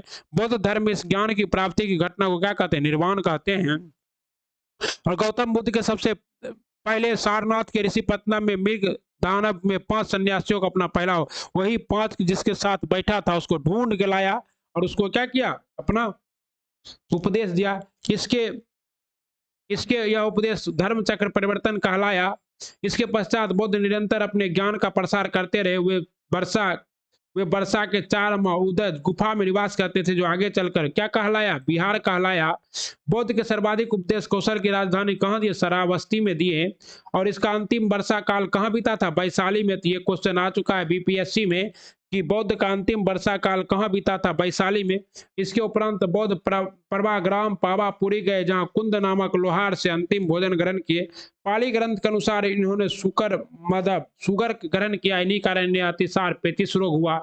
और जब ये मल्ल की राजधानी कुशीनगर पहुंचे, तब 480 ईस्वी पूर्व में 80 वर्ष की अवस्था में इनकी क्या हो गई? मृत्यु हो गई। गौतम बुद्ध की मृत्यु के पश्चात उनके अवशेष के रूप में राख को विभिन्न स्थानों पर भेजा गया। इन्हें धरती के अंदर गाड़ कर स्तूप का निर्माण किया गया, जैसे पाटलिपुत्रा नरेश अजातशत्रु ने राजगीर पर्वत पर बुद्ध स्तूप का निर्माण कराया। मौर्य शासक अशोक ने सांची भरोता स्तूप का निर्माण करवाया। बौद्ध धर्म में महायान शाखा ने बुद्ध के अवतार बोधिसत्व की कल्पना की। बौद्ध धर्म में आ रही समस्याओं को दूर करने के लिए बौद्ध संगीति का आयोजन किया गया। 4 बौद्ध संगीतियों का आयोजन हुआ। प्रथम बौद्ध संगीति का आयोजन कहाँ हुआ? राजगीर में हुआ। मोस्ट इंपोर्टेंट एक क्वेश्चन आ जाता है। राजगीर में। शासक अजात शत्रु थे, अध्यक्ष कौन थे? महाकश्यप। द्वितीय बौद्ध संगीति का आयोजन कहाँ हुआ? वैशाली में हुआ। कहाँ? शासक कौन था? कालाशोक। और अध्यक्ष कौन था? सबा करीम। पहले में महाकश्यप, महान काम करना था संगति तो महाकश्यप, फिर सबा करीम आया। तृतीय बौद्ध संगति पाटलिपुत्रा में हुआ। अशोक के शासन काल में मोगलीपुत्र तिस्स थे इसके अध्यक्ष। चतुर्थ बौद्ध संगति कश्मीर में हुआ, इसके कनिष्क थे और इसे वसुमित्र ने। बौद्ध धर्म संघ और उसकी कार्य प्रणाली। संघ बनाकर प्रचार करने का कार्य सबसे पहले जैनियों ने शुरू किया। बौद्ध संघ में वृद्ध, योगी, दास, सैनिक और ऋषि को प्रवेश की अनुमति नहीं थी। इसके अलावा वह व्यक्ति भी संघ में प्रवेश नहीं कर सकता था जिसे अपने स्वामी अथवा अभिभावक की अनुमति प्राप्त ना हो। संघ में प्रवेश की न्यूनतम आयु कितनी वर्ष थी? 8 वर्ष थी। ओके, किंतु इसका पूर्ण सदस्य 20 वर्ष की आयु में ही प्राप्त होता था। संघ में प्रवेश उपसंपदा कहलाता था। संघ में प्रवेश करने के लिए भिक्षु उपनिषद के पाठ करते थे। शपथ के अनुसार बौद्ध धर्म में अनुयायी विहार कर सकते थे। गौतम बुद्ध के शिष्य आनंद के कहने पर महिलाओं को भी संघ में प्रवेश दिया गया। गौतम बुद्ध नियमों में कोई परिवर्तन करना होता था तो मतदान गुप्त रूप से किया जाता था। बौद्ध संघ की बैठक के लिए क्वारम 20 था, अर्थात कम से कम 20 सदस्य संघ की सभा में भाग लेंगे तभी बैठक शुरू होगी। अब मोस्ट इंपॉर्टेंट है बौद्ध दर्शन। बौद्ध धर्म के त्रिरत्न थे, बुद्ध, धर्म और संघ। बौद्ध धर्म का सिद्धांत था 4 आर्य सत्यों पर आधारित था। दुख समुदाय, दुख निरोध गामिनी प्रतिपदा। ओके, कहता है दुख निरोध गामिनी परिपदा को अष्टांगिक मार्ग कहा जाता है। बौद्ध धर्म के अष्टांगिक मार्ग है सम्यक दृष्टि, सम्यक संकल्प, सम्यक मतलब अच्छा दृष्टि, सम्यक संकल्प, सम्यक वाणी, सम्यक कर्म, सम्यक आजीव, सम्यक व्यायाम, सम्यक स्मृति, सम्यक समाधि। बौद्ध धर्म के सिद्धांत मध्यम मार्गी है, ना कि कठोर और ना ही अति सरल। बौद्ध दर्शन के अंतर्गत कुछ प्रमुख सिद्धांत थे। क्षणिकवाद, कारणतावाद, शून्यवाद, मध्यमिकावाद, योगाचार, विज्ञानवाद। बौद्ध का एक प्रमुख सिद्धांत है प्रतित्य सुमित्यवाद। प्रतिपद समुत्पाद विषय है। इसका कारण यह होता है कि जैसे अज्ञान से कल्पना का जन्म होता है, कल्पना से अहंकार का, और इसी तरह बाहर श्रृंखला के पश्चात अंततः पुनर्जन्म होता है। बौद्ध धर्म में अज्ञानता के 3 प्रधान कारण बताए गए हैं। दुख, बुद्ध के अनुसार जगत दुखमय है, जगत अनित्य है। इसका मतलब है जो जीवधारी है वह क्षयशील है, कुछ भी अस्थाई नहीं है। जगत अनित्य है अर्थात कोई आत्मा नहीं है, इसलिए विश्वात्मा भी नहीं है अर्थात ईश्वर भी नहीं है। इस प्रकार हीनयान एक ऐसा धर्म है जिसमें ना तो कोई आत्मा है ना ही कोई देवता। हीनयान में आत्मा नहीं। देखिए, बौद्ध धर्म में आत्मा की परिकल्पना नहीं है, लेकिन हीनयान में देवता की भी परिकल्पना नहीं है, लेकिन महायान में देवता की परिकल्पना है। और महायान में जो है बौद्ध धर्म को ये लोग क्या मानते हैं? देवता मानते हैं। गौतम बुद्ध ने अपना प्रथम उपदेश 5 ब्राह्मणों को दिया सारनाथ में। इसका नाम क्या था? कौंडिल्य, बंपा, भैदिया, असगोई और महामना। प्रथम उपदेश को धर्मचर्य परिवर्तन कहते हैं। सारनाथ या ऋषिपतना में प्रथम उपदेश दिया गया था। महात्मा बुद्ध के 2 प्रिय शिष्य थे, आनंद और उपाली। प्रथम बौद्ध भिक्षुणी गौतमी प्रजापति बौद्ध की क्या थी? मौसी थी। बौद्ध धर्म ग्रंथों की भाषा क्या थी? पाली थी। बौद्ध धर्म के प्रमुख अनुयायी थे बिंबिसार, ठीक ना, राजा, जीवक, चिकित्सक, वस्कार मंत्री, आम्रपाली, गणिका, वैशाली की नगर वधु, अनाथ पंडिका, व्यापारी, सुनिध मंत्री, अंगली माल, डाकू। बौद्ध धर्म के प्रमुख क्षेत्र थे चंपा, कौशाम्बी, कौशल, उत्तर भारत और श्रावस्ती। बौद्ध धर्म के प्रमुख संप्रदाय हैं हीनयान, महायान, वज्रयान। निकृष्ट संप्रदाय बौद्ध भगवान के रूप में महायान में और बुद्ध उपदेशक। हीनयान एवं महायान। हीनयान आत्मा को नहीं मानता है लेकिन पुनर्जन्म को मानता है। हीनयान के तहत 3 नए दर्शन थे। सर्वसिद्धवादिनी मान्यता थी कि दृश्य जगत में धर्म क्षणिक नहीं है बल्कि यह अंतर्निहित रूप में विद्यमान है। सत्यांतिक इसकी मान्यता है तथा ब्रह्म बाह्य जगत संबंधी हमारा ज्ञान अनुभव मात्र है। समित्य, इसमें शरीर के अंदर एक आत्मा की कल्पना की गई है जो एक जीवन से दूसरे जीवन में जाती है। हीनयान के अनुसार बौद्ध धर्म एक जन्म मैत्री के रूप में होना शेष है। कुषाण शासक कनिष्क के काल में बौद्ध धर्म का विभाजन हीनयान और महायान में हुआ है। चौथी बौद्ध संगीति में त्रिपिटक साहित्य पर टीका लिखा गया है जो महाविभाष सूत्र शास्त्र के नाम से जाना जाता है। इसे बौद्ध धर्म का विश्वकोश भी कहा जाता है। महायान का अर्थ होता है बड़ी गाड़ी, जहां जहां हीनयान एक व्यक्ति को मुक्ति निर्माण प्राप्त कराता था तथा जनमानस सामान्य की सहायता केवल उपदेश के माध्यम से करता था, वही महायान इसके विपरीत सूक्ष्म जीवों के निर्माण की बात कही गई और इस जीव को निर्माण प्राप्त कराने हेतु बोधिसत्व की कल्पना की गई। यह बोधिसत्व बुद्धि एवं प्रेम बांटने का कार्य करती है। यह बोधिसत्व तब निर्माण प्राप्त नहीं करेगा जब तक एक भी जीव जीवित हो अथवा एक भी व्यक्ति का क्या हो, पुनर्जन्म शेष हो। कुछ महत्वपूर्ण बोधिसत्व इस प्रकार है। अब लौकिक से स्वरवाद या प्रधान बोधिसत्व है, इसमें पद्म पानी भी कहा जाता है। इसका प्रधान गुफा दया करना है। मंजूषी इसका कार्य बुद्धि प्रखर करना या प्राणियों में मौजूद मिथ्या का नाश करता है। इसके एक हाथ में पुस्तक और दूसरे हाथ में खड्ग हथियार है। वज्रपाणी या पाप और असत्य का शत्रु है। इसके एक हाथ में इंद्र के समान वज्र अर्थात वज्रधारी और कठोर बोधिसत्व है। उसके बाद क्या है, क्षितिज गिरि या शुद्धि स्थलों के अभिभावक है। इसे कारागिरी का नियामक भी कहा जाता है क्योंकि यह दंड पाने वाले प्राणियों को मुक्ति करता है। सुजन मैत्रीय या भावी बोधिसत्व है। महायानों के कुछ प्रमुख ग्रंथ इस प्रकार है। वैपल्य सूत्र, इसमें बौद्धिक उपदेश है। ललित विस्तार या बौद्धिक उपदेशक है। धर्म सुधर्म पुंडिका, इसमें संवाद है। वज्रछेदिका, इसमें आत्मज्ञान संबंधी लेख है। सुखावती व्यू, इसमें अमिताभ और उसके स्वर्ग का वर्णन है। कारण व्यू, उसमें अवलोकेश्वर और महानता का वर्णन है। महायानों में अपने सिद्धांत संस्कृत भाषा में रचे, किंतु हीनयान ने पाली भाषा का प्रयोग किया। हीनयान बौद्ध के प्रतीक की अवधारणा करते रहते थे, जबकि महायानी बौद्ध के देवताओं को बोधिसत्व के रूप में पूजते थे। सर्वप्रथम बौद्ध की मूर्ति प्राप्त हुई जिसकी पूजा प्रारंभ हुई। पुष्प में शुक ने बौद्ध का कट्टर शत्रु था। बंगाल का गौड़ शासक शशांक जो शिव का उपासक था, उसने बोधि वृक्ष पीपल को कटवा दिया जिसके नीचे गौतम बुद्ध को ज्ञान की प्राप्ति हुई थी। महावीर को ज्ञान की प्राप्ति साल वृक्ष के नीचे हुई थी। कुर्ण शासक मिहिर कुल भी शैव था, इसने भी बौद्ध भिक्षुओं को सताया। बौद्ध धर्म के पतन का सबसे बड़ा कारण ब्राह्मण धर्म में चल रहे पुनर्सुधार आंदोलन था, जो 9वीं सदी में शंकराचार्य द्वारा चलाया गया था। शंकराचार्य ने मठों का निर्माण कर पुनर्सुधार आंदोलन चलाया। 12वीं सदी के अंत में बख्तियार उद्दीन खिलजी का बंगाल पर आक्रमण होता है और इसने 1202 ईस्वी में आसपास नालंदा विश्वविद्यालय पर आक्रमण किया और हजारों बौद्ध भिक्षुओं की मौत के घाट उतार दिया था। वहां के बौद्ध पुस्तकालय में भी आग लगा दी, जिससे अधिकांश बौद्ध भिक्षु तिब्बत चले गए और भारत बौद्ध धर्म का पतन हो गया। बौद्ध दर्शन योगाचार, बौद्ध धर्म, यहाँ बौद्ध धर्म का विज्ञानवादी संप्रदाय है योगाचार। इसका मानना है संसार है वह एक स्वप्न है या अलावा कुछ नहीं। इस संप्रदाय में के महान विद्वान में असंख्य प्रमुख थे। इसके पर इन्होंने सूत्र अलंकार की रचना की। इसके अलावा इनका प्रमुख ग्रंथ है अलंकावतार। असंग के भाई बसु बंधु दीडांग धर्मकृत योगाचार संप्रदाय संबंधित है। बौद्ध साहित्य त्रिपिटक कहलाते हैं। सूत पिटक, विनय पिटक, अभिधम्म पिटक।